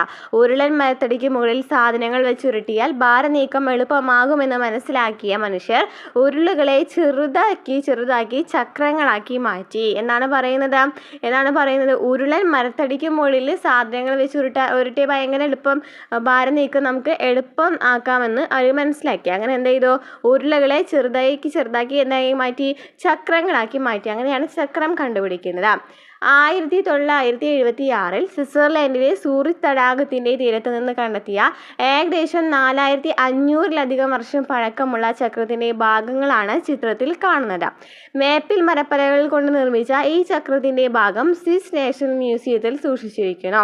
അതായത് സ്വിറ്റ്സർലാൻഡിൽ 1976 ആ സമയത്ത് കണ്ടെത്തിയിട്ടുള്ള 4500 വർഷം പഴക്കമുള്ള ചക്രത്തിൻ്റെ ഫോട്ടോയാണ് നമുക്ക് ഇവിടെ ഒരു ചെറിയൊരു ഭാഗം അല്ലേ, മേപ്പിൽ മരപ്പലകൾ കൊണ്ട് നിർമ്മിച്ച ഒരു ചക്രത്തിൻ്റെ ഭാഗം പകുതി ഭാഗം നമുക്ക് കാണുന്നതിനായിട്ട് പറ്റുന്നുണ്ട് അല്ലേ. ഓക്കെ, ഇനി മെസ്സപ്പൊട്ടോമിയനെ കുറിച്ച് പറയുന്നുണ്ട്. എന്താണ് മെസ്സപ്പൊട്ടോമിയയിൽ എങ്ങനെയായിരുന്നു നോക്കാം. ഏകദേശം 5000 വർഷങ്ങൾക്ക് മുമ്പ് മെസ്സപ്പൊട്ടോമിയക്കാർ ചക്രങ്ങൾ നിർമ്മിച്ചിരുന്നതായി കരുതപ്പെടുന്നു. അവരുടെ ചക്രങ്ങൾ കട്ടിയുള്ള 3 കഷ്ണം പലകകൾ ചേർത്ത് വെച്ച് തോൽപ്പട്ടിയിൽ ചെമ്പാണി തറച്ച തരത്തിലായിരുന്നു. പിന്നീട് ഈജിപ്തുകാരും റോമക്കാരും ചക്രങ്ങളെ കൂടുതൽ മെച്ചപ്പെടുത്തി. ഇന്നത്തെ ഇറാഖ് ഉൾപ്പെടുന്ന പ്രദേശത്തെയാണ് മെസ്സപ്പൊട്ടോമിയൻ സംസ്കാരം എന്ന് പറയുന്നത്. അപ്പോൾ യൂഫ്രട്ടീസ്, ടൈഗ്രീസ് എന്നീ നദികൾക്കിടയിലാണ് ഈ മെസ്സപ്പൊട്ടോമിയയുടെ പ്രദേശം എന്ന് പറയുന്നത്. 2 നദികൾക്കിടയിലുള്ള പ്രദേശം എന്നാണ് മെസ്സപ്പൊട്ടോമിയ എന്ന വാക്കിന് അർത്ഥം. അപ്പോൾ നമുക്കറിയാം PSC പരീക്ഷകളിൽ എപ്പോഴും ചോദിക്കുന്ന ഒരു ക്വസ്റ്റ്യൻ ആണ് അല്ലേ, മെസ്സപ്പൊട്ടോമിയ എന്ന് പറയുന്നത് എന്ന വാക്കിന് അർത്ഥം. അല്ലാന്നുണ്ടെങ്കിൽ 2 നദികൾക്കിടയിലുള്ള പ്രദേശം എന്ന് അർത്ഥം വരുന്ന ഇത് ഏതാണെന്ന് ചോദിക്കാറുണ്ട്. മെസ്സപ്പൊട്ടോമിയ അല്ലേ, മെസ്സപ്പൊട്ടോമിയാണ്. അതുപോലെ തന്നെ ഏതാ നദികളാണ്? യൂഫ്രട്ടീസും ടൈഗ്രീസ് ആണ്. യൂഫ്രട്ടീസും ടൈഗ്രീസ് ആണ്. ഇന്ന് ഈ മെസ്സപ്പൊട്ടോമിയ എവിടെയാണ്? ഇന്നത്തെ ഇറാഖ് എന്നാണ് അറിയപ്പെടുന്നത്. ഓക്കെ, അപ്പോൾ 2 നദികൾക്കിടയിലുള്ള പ്രദേശം എന്നറിയപ്പെടുന്നതാണ് മെസ്സപ്പൊട്ടോമിയാണ്. ഇനി നോക്കി ചിത്രങ്ങൾ ശ്രദ്ധിക്കാൻ പറയുന്നുണ്ട്, നോക്കാം അല്ലേ. ചക്രങ്ങൾ മുൻകാലങ്ങളിൽ ഗതാഗതത്തിന് എങ്ങനെയെല്ലാം ഉപയോഗിച്ചുവെന്ന കാണിക്കുന്ന ചിത്രങ്ങളാണ് ഈ മുകളിൽ നൽകിയിരിക്കുന്നത്. എങ്ങനെയാണ് ചക്രങ്ങളൊക്കെ ഉപയോഗിച്ചിരുന്നതെന്ന് കാണിക്കുന്നുണ്ട്. അപ്പോൾ എന്തിനൊക്കെയാണ്? ചക്രങ്ങൾ ഘടിപ്പിച്ച വണ്ടികൾ മനുഷ്യർ വലിച്ചു കൊണ്ടുപോയിരുന്നു അല്ലേ, മനുഷ്യരാണ് വലിച്ചു കൊണ്ടുപോയിരുന്നത് ചക്രങ്ങൾ ഉപയോഗിച്ച വണ്ടികൾ. അതുപോലെ തന്നെ ചക്രങ്ങൾ ഘടിപ്പിച്ച വണ്ടികൾ മനുഷ്യർ യാത്ര ചെയ്തിരുന്നു അല്ലേ, മനുഷ്യർ വലിച്ചു കൊണ്ടുപോയിരുന്നു, മനുഷ്യർ യാത്ര ചെയ്തിരുന്നു. അതുപോലെ തന്നെ എന്താണ് പറയുന്നത്? മൃഗങ്ങളെ കൊണ്ട് വലിച്ചു കൊണ്ടുപോയിരുന്നു അല്ലേ. നമുക്ക് ഈ പിക്ചറിൽ എന്ത് കാണാൻ പറ്റും? മൃഗങ്ങളെ കൊണ്ട് വലിച്ചു കൊണ്ടുപോകുന്നത് കാണാനായിട്ട് പറ്റും. അതുപോലെ തന്നെ മനുഷ്യർ വലിച്ചു കൊണ്ടുപോകുന്നത് കാണാൻ പറ്റും. മനുഷ്യർ യാത്ര ചെയ്യുന്നത് കാണാനായിട്ട് പറ്റും. അതുപോലെ തന്നെ ചക്രങ്ങൾ ഘടിപ്പിച്ച വണ്ടികളിൽ മനുഷ്യർ യാത്ര ചെയ്തോടൊപ്പം എന്ന് കൊണ്ടുപോയിരുന്നു? സാധനങ്ങൾ അല്ലേ, സാധനങ്ങൾ കൊണ്ടുപോകുന്നത് നമുക്ക് കാണുന്നതിനായിട്ട് പറ്റുന്നുണ്ട് അല്ലേ. ആദ്യകാലങ്ങളിൽ മനുഷ്യർ വലിച്ചു കൊണ്ടുപോകുന്നതും മൃഗങ്ങൾ വലിച്ചു കൊണ്ടുപോകുന്നതുമായ ചക്രവണ്ടികളാണ് വിവിധ ഗതാഗത ആവശ്യങ്ങൾക്ക് ഉപയോഗിച്ചിരുന്നത്. ചരക്കുകൾ കൊണ്ടുപോകുന്നതിനും മനുഷ്യർക്ക് ഒരിടത്ത് നിന്ന് മറ്റൊരിടത്തേക്ക് സഞ്ചരിക്കുന്നതിനും ഇത്തരം ചക്രവണ്ടികൾ ഉപയോഗപ്പെടുത്തിയിരുന്നു. പിൽക്കാലത്ത് ഇന്ധനം ഉപയോഗിച്ച് പ്രവർത്തിക്കുന്ന യന്ത്രങ്ങൾ കണ്ടുപിടിച്ച വാഹനങ്ങളുടെ വരവോടെ ഗതാഗത രംഗത്ത് വലിയ മാറ്റങ്ങളുണ്ടായി. അപ്പോൾ ആദ്യമൊക്കെ എങ്ങനെയാണ് ചക്രങ്ങൾ എങ്ങനെയാണ് ഉപയോഗിച്ചിരുന്നത്? മൃഗങ്ങൾ വലിച്ചിട്ടും മനുഷ്യർ വലിച്ചിട്ടൊക്കെയാണ് കൊണ്ടുവരുന്നത്. അങ്ങനെ ചരക്കുകൾ കൊണ്ടുപോകുന്നതിനും മനുഷ്യർക്ക് ഒരിടത്ത് നിന്ന് മറ്റൊരിടത്തേക്ക് ഉപയോഗിക്കുന്നതിനും ഇങ്ങനെ ചക്രവണ്ടികൾ ഉപയോഗപ്പെടുത്തിയിട്ടുണ്ടായിരുന്നു. പിന്നീട് ഇന്ധനം ഉപയോഗിച്ച് പ്രവർത്തിക്കുന്ന യന്ത്രങ്ങൾ കണ്ടുപിടിച്ചു അല്ലേ. ചക്രത്തിന് പകരം എന്ത് കണ്ടുപിടിച്ചു? യന്ത്രങ്ങൾ കണ്ടുപിടിച്ചു. യന്ത്രങ്ങളുടെ വരവോട് കൂടിയിട്ടാണ് ഗതാഗത രംഗത്ത് വലിയ മാറ്റങ്ങൾ ഉണ്ടായത്. ചരക്കുകളെയും മനുഷ്യരെയും ഒരു സ്ഥലത്ത് നിന്ന് മറ്റൊരു സ്ഥലത്തേക്ക് കൊണ്ടുപോകുവാൻ വ്യത്യസ്തമായ ഗതാഗത മാർഗ്ഗങ്ങൾ പ്രയോജനപ്പെടുത്തുവാൻ തുടങ്ങി. അപ്പോൾ എന്തൊക്കെ ഗതാഗത മാർഗ്ഗങ്ങളാണുള്ളതെന്നാണ് നമുക്ക് പിക്ചറിൽ കാണുന്നത്. ഗതാഗത മാർഗ്ഗങ്ങൾ ഏതൊക്കെയാണ്? കരഗതാഗതം, ജലഗതാഗതം, വ്യോമഗതാഗതം. ഇനി കരഗതാഗതത്തിൽ ഏതൊക്കെ വരും? റോഡ് ഗതാഗതം വരും. അതുപോലെ തന്നെ റെയിൽ ഗതാഗതം ഇതിൽ വരുന്നതാണ്, കരഗതാഗതത്തിൽ വരുന്നവയാണ്. ഇനി ജലഗതാഗതത്തിലോ ഉൾനാടൻ ജലഗതാഗതം അല്ലേ, കടൽ സമുദ്ര ഗതാഗതം. ഇനി വ്യോമഗതാഗതത്തിലോ ദേശീയ വ്യോമഗതാഗതം, അന്തർദേശീയ വ്യോമഗതാഗതവും. അപ്പോൾ എന്തൊക്കെയാണ് പറഞ്ഞത്? ഗതാഗതങ്ങൾ ഏതൊക്കെയാണ്? ജലഗതാഗതം, കരഗതാഗതം, വ്യോമഗതാഗതം. കരഗതാഗതത്തിൽ ഏതൊക്കെ വരുന്നു? റോഡ് ഗതാഗതം, റെയിൽ ഗതാഗതം. അതുപോലെ തന്നെ പ്രധാന ജലഗതാഗത മാർഗ്ഗങ്ങൾ ഏതൊക്കെയാണ്? ഉൾനാടൻ ജലഗതാഗതം, കടൽ സമുദ്ര ജലഗതാഗതം. പ്രധാന വ്യോമഗതാഗത മാർഗ്ഗങ്ങൾ ഏതൊക്കെയാണ്? ദേശീയ, അന്തർദേശീയ വ്യോമഗതാഗതം. ഓക്കെ, നെക്സ്റ്റ് നമുക്ക് പഠിക്കാനായിട്ടുള്ളത് എന്താണ്? റോഡ് ഗതാഗതത്തെ കുറിച്ചിട്ടാണ്. കരഗതാഗതത്തിൽ നമ്മൾ പറഞ്ഞു റോഡ് ഗതാഗതവും റെയിൽ ഗതാഗതമാണ് വരുന്നതെന്ന് പറഞ്ഞു. കരയിലൂടെയുള്ള ഗതാഗത സംവിധാനത്തെയാണ് എന്ന് പറയുന്നത് കരഗതാഗതം എന്ന് പറയുന്നത്. ഇനി റോഡ് ഗതാഗതം, വാഹനങ്ങളുടെ സുഗമമായ സഞ്ചാരം സാധ്യമാകണമെങ്കിൽ സഞ്ചാരപാതകൾ വേണം അല്ലേ. സഞ്ചാരപാതകൾ ഉണ്ടെന്നുണ്ടെങ്കിൽ മാത്രമേ നമുക്ക് സുഗമമായ സഞ്ചാരം ലാഭമാകുള്ളൂ. വാഹനങ്ങൾ മാത്രം കണ്ടെത്തിയിട്ട് കാര്യമില്ല. സഞ്ചാരപാതകൾ രൂപം കൊണ്ടതുമായി ബന്ധപ്പെട്ട് താഴെ നൽകിയിരിക്കുന്ന ചിത്രങ്ങൾ നിരീക്ഷിക്കൂ. ഒറ്റയടി പാത നൽകിയിട്ടില്ലേ, അത് പിന്നെ മൺപാതയായി, പിന്നെ എന്ത് മാറി? കല്ല് പാകിയ പാതയായി മാറി. പിന്നീട് കോൺക്രീറ്റ് പാതയായി, പിന്നെ ടാർ ചെയ്ത പാതയായിട്ട് മാറി. ഒറ്റയടിപ്പാത, മൺപാത, കല്ല് പാകിയ പാത, കോൺക്രീറ്റ് പാത, ടാർ ചെയ്ത പാത. ഒറ്റയടി പാതകളും മൺപാതകളുമാണ് പണ്ട് കാലത്ത് ഗതാഗതത്തിന് ഉപയോഗിച്ചിരുന്നത് അല്ലേ. പണ്ട് ഉപയോഗിച്ചിരുന്നത് ഒറ്റയടി പാതകളും മൺപാതകളാണ്. കാലക്രമത്തിൽ കല്ല് പാകിയ പാതകളും കോൺക്രീറ്റ് പാതകളും ടാർ ചെയ്ത പാതകളൊക്കെ നിലവിൽ വന്നു. ഇനി എന്താണ് മക് ആദം റോഡുകൾ എന്ന് വെച്ചാൽ എന്താണ്? 1820 സ്കോട്ടിഷ് എഞ്ചിനീയറായ ജെയിൽ മക് ആദം ആണ് ആധുനിക രീതിയിലുള്ള റോഡ് നിർമ്മാണത്തിന് തുടക്കമിട്ടത്. കരിങ്കൽ കഷ്ണങ്ങൾ നിരത്തി റോഡ് റോളർ മെഷീനുകൾ ഉപയോഗിച്ച് നിർമ്മിക്കുന്ന ഇത്തരം റോഡുകൾ മക് ആദം റോഡുകൾ എന്നാണ് അറിയപ്പെട്ടിരുന്നത്. അപ്പോൾ എന്താണ് മക് ആദം റോഡുകൾ? 1820 സ്കോട്ടിഷ് എഞ്ചിനീയറായ ജെയിൽ മക് ആദം ആണ് ആധുനിക രീതിയിലുള്ള റോഡ് നിർമ്മാണത്തിന് തുടക്കമിട്ടത്. കരിങ്കൽ കഷ്ണങ്ങൾ നിരത്തി റോഡ് റോളർ മെഷീനുകൾ ഉപയോഗിച്ച് നിർമ്മിക്കുന്ന ഇത്തരം റോഡുകളെയാണ് മക് ആദം റോഡുകൾ എന്ന് അറിയപ്പെടുന്നത്. നമ്മുടെ രാജ്യത്ത് ഗ്രാമീണ പാതകൾ, സംസ്ഥാന പാതകൾ, ദേശീയ പാതകൾ, എക്സ്പ്രസ് ഹൈവേകൾ എന്നിങ്ങനെ ബൃഹത്തായ റോഡ് ശൃംഖലയാണ് നിലവിലുള്ളത്. അപ്പോൾ ഏതൊക്കെയാണ് നമ്മുടെ രാജ്യത്തുള്ളത്? ഗ്രാമീണ പാതകൾ, സംസ്ഥാന പാതകൾ, ദേശീയ പാതകൾ, എക്സ്പ്രസ് ഹൈവേകൾ എന്നിവയാണുള്ളത്. ലോകത്തിലെ തന്നെ രണ്ടാമത്തെ വലിയ റോഡ് ശൃംഖല ഇന്ത്യയിലാണ്. ലോകത്തിലെ തന്നെ രണ്ടാമത്തെ വലിയ റോഡ് ശൃംഖല എവിടെയാണ്? ഇന്ത്യയിലാണ്. ഒരു രാജ്യത്തിൻ്റെ സാമൂഹിക സാമ്പത്തിക വളർച്ച ഉറപ്പുവരുത്തുന്നതിൽ റോഡ് ഗതാഗതം പ്രധാന പങ്ക് വഹിക്കുന്നുണ്ട്. ഇനി ഇന്ത്യയിലെ പ്രധാന ഹൈവേകൾ നൽകിയിട്ടുണ്ട്. ഇത് ഇമ്പോർട്ടൻ്റ് ആണ് കേട്ടോ. ഈ ഭാഗത്ത് നിന്ന് എപ്പോഴും ക്വസ്റ്റ്യൻ വരുന്നതാണ്. ഇനി സുവർണ ചതുഷ്കോണം അല്ലെങ്കിൽ ഗോൾഡൻ ക്വാഡ്രിലേറ്റർ എന്ന് വെച്ചാൽ എന്താണ്? സുവർണ ചതുഷ്കോണം ചോദിക്കാറുണ്ട് കേട്ടോ. ഇന്ത്യയിലെ പ്രധാന വ്യാവസായിക കാർഷിക കേന്ദ്രങ്ങളെ ബന്ധിപ്പിക്കുന്ന ദേശീയ പാതാ ശൃംഖലയാണ് ഈ സുവർണ ചതുഷ്കോണം എന്ന് പറയുന്നത്. ഇന്ത്യയിലെ പ്രധാന വ്യാവസായിക കാർഷിക കേന്ദ്രങ്ങളെ ബന്ധിപ്പിക്കുന്ന ദേശീയ പാതാ ശൃംഖലയാണ് സുവർണ ചതുഷ്കോണം. ഡൽഹി, കൊൽക്കത്ത, മുംബൈ, ചെന്നൈ എന്നീ നഗരങ്ങളിലൂടെയും 12 സംസ്ഥാനങ്ങളിലൂടെയും ഈ പാത കടന്നു പോകുന്നു. ഡൽഹി, കൊൽക്കത്ത, മുംബൈ, ചെന്നൈ. അപ്പോൾ ഏതൊക്കെയാണ് കണക്ട് ചെയ്യുന്നത് ചോദിക്കാറുണ്ട് കേട്ടോ. ഡൽഹി, കൊൽക്കത്ത, മുംബൈ, ചെന്നൈ. ഡൽഹി, കൊൽക്കത്ത, മുംബൈ, ചെന്നൈ. ഡൽഹി, കൊൽക്കത്ത, മുംബൈ, ചെന്നൈ എന്നീ നഗരങ്ങളിലൂടെയും 12 സംസ്ഥാനങ്ങളിലൂടെയും കൂടിയാണ് ഈ പാത കടന്നു പോകുന്നത്. അപ്പോൾ ഡൽഹി, കൊൽക്കത്ത, മുംബൈ, ചെന്നൈ എന്നീ നഗരങ്ങളെ തമ്മിൽ ബന്ധിപ്പിക്കുന്ന ഏതാ ചോദിക്കുകയാണെന്നുണ്ടെങ്കിൽ ഏതാണ്? സുവർണ ചതുഷ്കോണമാണ്. ഡൽഹി, കൊൽക്കത്ത, മുംബൈ, ചെന്നൈ. ഇനി വടക്ക് തെക്ക് ഇടനാഴിയും കിഴക്ക് പടിഞ്ഞാറ് ഇടനാഴിയും. വടക്ക് തെക്ക് ഇടനാഴി ശ്രീനഗറിനെ കന്യാകുമാരിയുമായും കിഴക്ക് പടിഞ്ഞാറ് ഇടനാഴി സിൽച്ചാറിനെ പോർബന്ദറുമായും ബന്ധിപ്പിക്കുന്നു. അപ്പോൾ വടക്ക് തെക്ക് ഇടനാഴി ശ്രീനഗറിനെ കന്യാകുമാരിയായിട്ടും കിഴക്ക് പടിഞ്ഞാറ് ഇടനാഴി എന്താണ്? സിൽച്ചാറിനെ പോർബന്ദറുമായിട്ടാണ് ബന്ധിപ്പിക്കുന്നത്. വടക്ക് തെക്ക് ഇടനാഴി ശ്രീനഗറിനെ കന്യാകുമാരിയുമായിട്ടും കിഴക്ക് പടിഞ്ഞാറ് ഇടനാഴി സിൽച്ചാറിനെ പോർബന്ദറുമായിട്ടാണ് ബന്ധിപ്പിക്കുന്നത്. ഓക്കെ ആണല്ലോ. ഇനി നമുക്ക് നോക്കിയ ഒരു പിക്ചർ നൽകിയിട്ടുണ്ട് അല്ലേ. ചക്രങ്ങൾ ഉപയോഗിച്ചുള്ള വാഹനങ്ങളുടെ വികാസ പരിണാമം കാണിച്ചിട്ടുണ്ട്. നമുക്ക് ഈ പിക്ചർ നോക്കാൻ നമുക്കറിയാം അല്ലേ. എന്തൊക്കെയാണ് നമുക്ക് മനസ്സിലാക്കുന്നത്? ആദ്യകാലത്ത് എന്താണ്? മനുഷ്യർ വലിക്കുന്ന വാഹനങ്ങളായിരുന്നു അല്ലേ. അതിനുശേഷം പിന്നീട് മൃഗങ്ങൾ വലിക്കുന്ന വാഹനങ്ങളായി മാറി. പിന്നെ എന്താണ്? മനുഷ്യ പ്രയത്നം ആവശ്യമുള്ള സൈക്കിളിൻ്റെ ഉപയോഗമായി. സൈക്കിളിന് ശേഷം സ്കൂട്ടർ വന്നു, പിന്നെ ഓട്ടോറിക്ഷ വന്നു, കാറ് വന്നു. പിന്നെ എന്താ വന്നത്? കാർ വന്നു. ചരക്ക് നീക്കത്തിനായിട്ട് വാഹനങ്ങൾ വന്നു. പൊതുഗതാഗതത്തിനുള്ള വാഹനങ്ങൾ വന്നു. അതുപോലെ തന്നെ വാഹനങ്ങളുടെ വികാസത്തോടൊപ്പം സഞ്ചാര പാതകളിലും എന്ത് സംഭവിച്ചു? വ്യത്യാസങ്ങൾ വന്നു. ഇനി റോഡ് ഗതാഗതത്തിൻ്റെ മേന്മകൾ ഏതൊക്കെയാണ്? റോഡ് ഗതാഗതത്തിൻ്റെ മേന്മകൾ ഏതൊക്കെയാണ്? താരതമ്യേന ചിലവ് കുറവാണ് അല്ലേ. ചിലവ് കുറവാണ് റോഡ് ഗതാഗതത്തിന്. അതുപോലെ തന്നെ എല്ലാ വിഭാഗം ജനങ്ങൾക്കും ഈ റോഡ് ഗതാഗതം പ്രാപ്യമാക്കുന്നുണ്ട്. ഹ്രസ്വദൂര യാത്രകൾക്കാണ് ഏറ്റവും അനുയോജ്യതാണ്. ഹ്രസ്വദൂര യാത്രകൾക്കാണ് ഏറ്റവും അനുയോജ്യം. അപ്പോൾ താരതമ്യേന ചിലവ് കുറവാണ്, എല്ലാ വിഭാഗം ജനങ്ങൾക്കും പ്രാപ്യമാകുന്നുണ്ട്, ഹ്രസ്വദൂര യാത്രകൾക്കാണ് ഏറ്റവും അനുയോജ്യം. അതുപോലെ തന്നെ സൗകര്യപ്രദമാണ് അല്ലേ. വിവിധ ഉദ്ദേശ സേവനങ്ങൾ നൽകുന്നുണ്ട്. ഉൾപ്രദേശങ്ങളിലേക്കുള്ള ഗതാഗത മാർഗം എന്ന് പറയുന്നത് എന്താണ്? ബസ്സാണ്.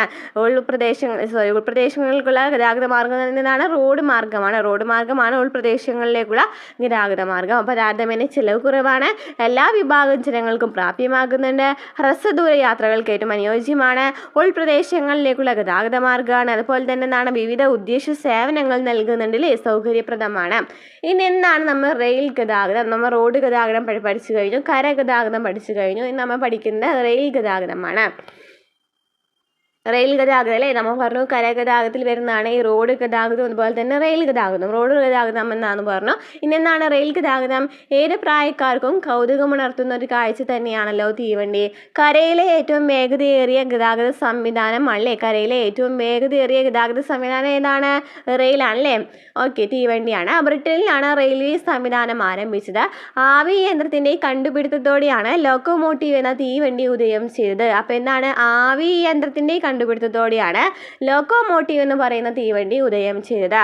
1825 ജോർജ് സ്റ്റീഫൻസൺ ആണ് ബ്രിട്ടനിൽ ആദ്യത്തെ ലോക്കോമോട്ടീവ് തീവണ്ടി എഞ്ചിൻ നിർമ്മിച്ചത്. അപ്പോൾ അത് ചോദിക്കാട്ടോ, ജോർജ് സ്റ്റീഫൻസൺ ആണ് 1825 എവിടെ? ബ്രിട്ടനിൽ ആദ്യത്തെ ലോക്കോമോട്ടീവ് തീവണ്ടി എഞ്ചിൻ നിർമ്മിച്ചത്. ലോക്കോമോട്ടീവ് എന്ന തീവണ്ടി ആവി യന്ത്രത്തിന്റെ കണ്ടുപിടുത്തത്തോടെയാണ് ഉദയം ചെയ്തത്. ഇത് പ്രവർത്തിപ്പിക്കുവാനുള്ള ഇന്ധനമായി കൽക്കരിയാണ് ഉപയോഗിച്ചിരുന്നത്. പ്രവർത്തിക്കാനുള്ള ഇന്ധനം ഏതാണ്? കൽക്കരിയാണ് ഉപയോഗിച്ചിരുന്നത്. പിൽക്കാലത്ത് സാങ്കേതിക വികാസത്തിന്റെ ഫലമായി ഡീസൽ എഞ്ചിനുകളും ഇലക്ട്രിക് എഞ്ചിനുകളും നിലവിൽ വന്നു. അതിനുശേഷം എന്ത് വന്നു? ഡീസൽ എഞ്ചിനുകളും ഇലക്ട്രിക് എഞ്ചിനുകളും നിലവിൽ വന്നു. അതെന്താ പറഞ്ഞത്? റെയിൽ ഗതാഗതം എന്ന് പറയുന്നതാണ് ഏറ്റവും വേഗതയേറിയ സംവിധാനമല്ലേ. കരഗതാഗതത്തിൽ ഏറ്റവും വേഗതയേറിയ സംവിധാനം എന്ന് പറയുന്നത് എന്താണ്? റെയിൽ ഗതാഗതമാണ്.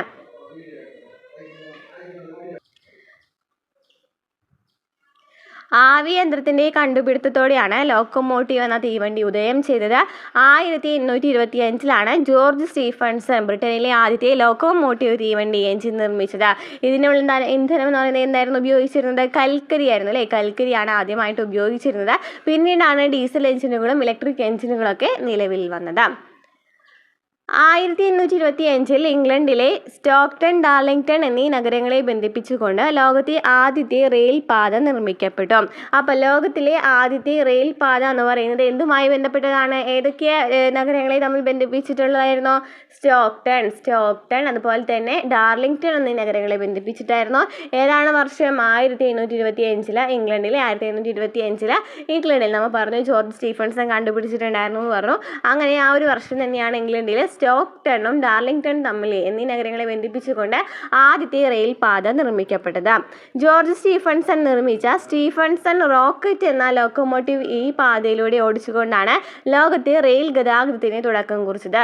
ജോർജ് സ്റ്റീഫൻസൺ നിർമ്മിച്ചതാണ് സ്റ്റീഫൻസൺ റോക്കറ്റ് എന്ന ലോക്കോമോട്ടീവ് ഈ പാതയിലൂടെ ഓടിച്ചുകൊണ്ടാണ് ലോകത്തെ റെയിൽ ഗതാഗതത്തിന് തുടക്കം കുറിച്ചത്. അപ്പോൾ റെയിൽ ഗതാഗതത്തിന് തുടക്കം കുറിച്ചത് സ്റ്റോക്ടൺ ടു ഡാർലിംഗ്ടൺ എന്നീ നഗരങ്ങളെ ബന്ധിപ്പിച്ചിട്ടായിരുന്നു. ആ സമയത്ത് തന്നെ ജോർജ് സ്റ്റീഫൻസൺ റോക്കറ്റ് എന്ന് പറയുന്ന ഒരു ലോക്കോമോട്ടീവ് ഉണ്ടാക്കില്ലേ. എന്നിട്ട് ആ ഒരു പാതയിലൂടെ എന്താണ് ചെയ്യുന്നത്? ഓടിച്ചു അല്ലേ. അങ്ങനെയാണ് അത് ഇവിടെ തുടക്കം കുറിക്കുന്നത് റെയിൽ ഗതാഗതത്തിന്. 1825 ഇംഗ്ലണ്ടിലായിരുന്നു ഇത് തുടക്കം കുറിച്ചത്.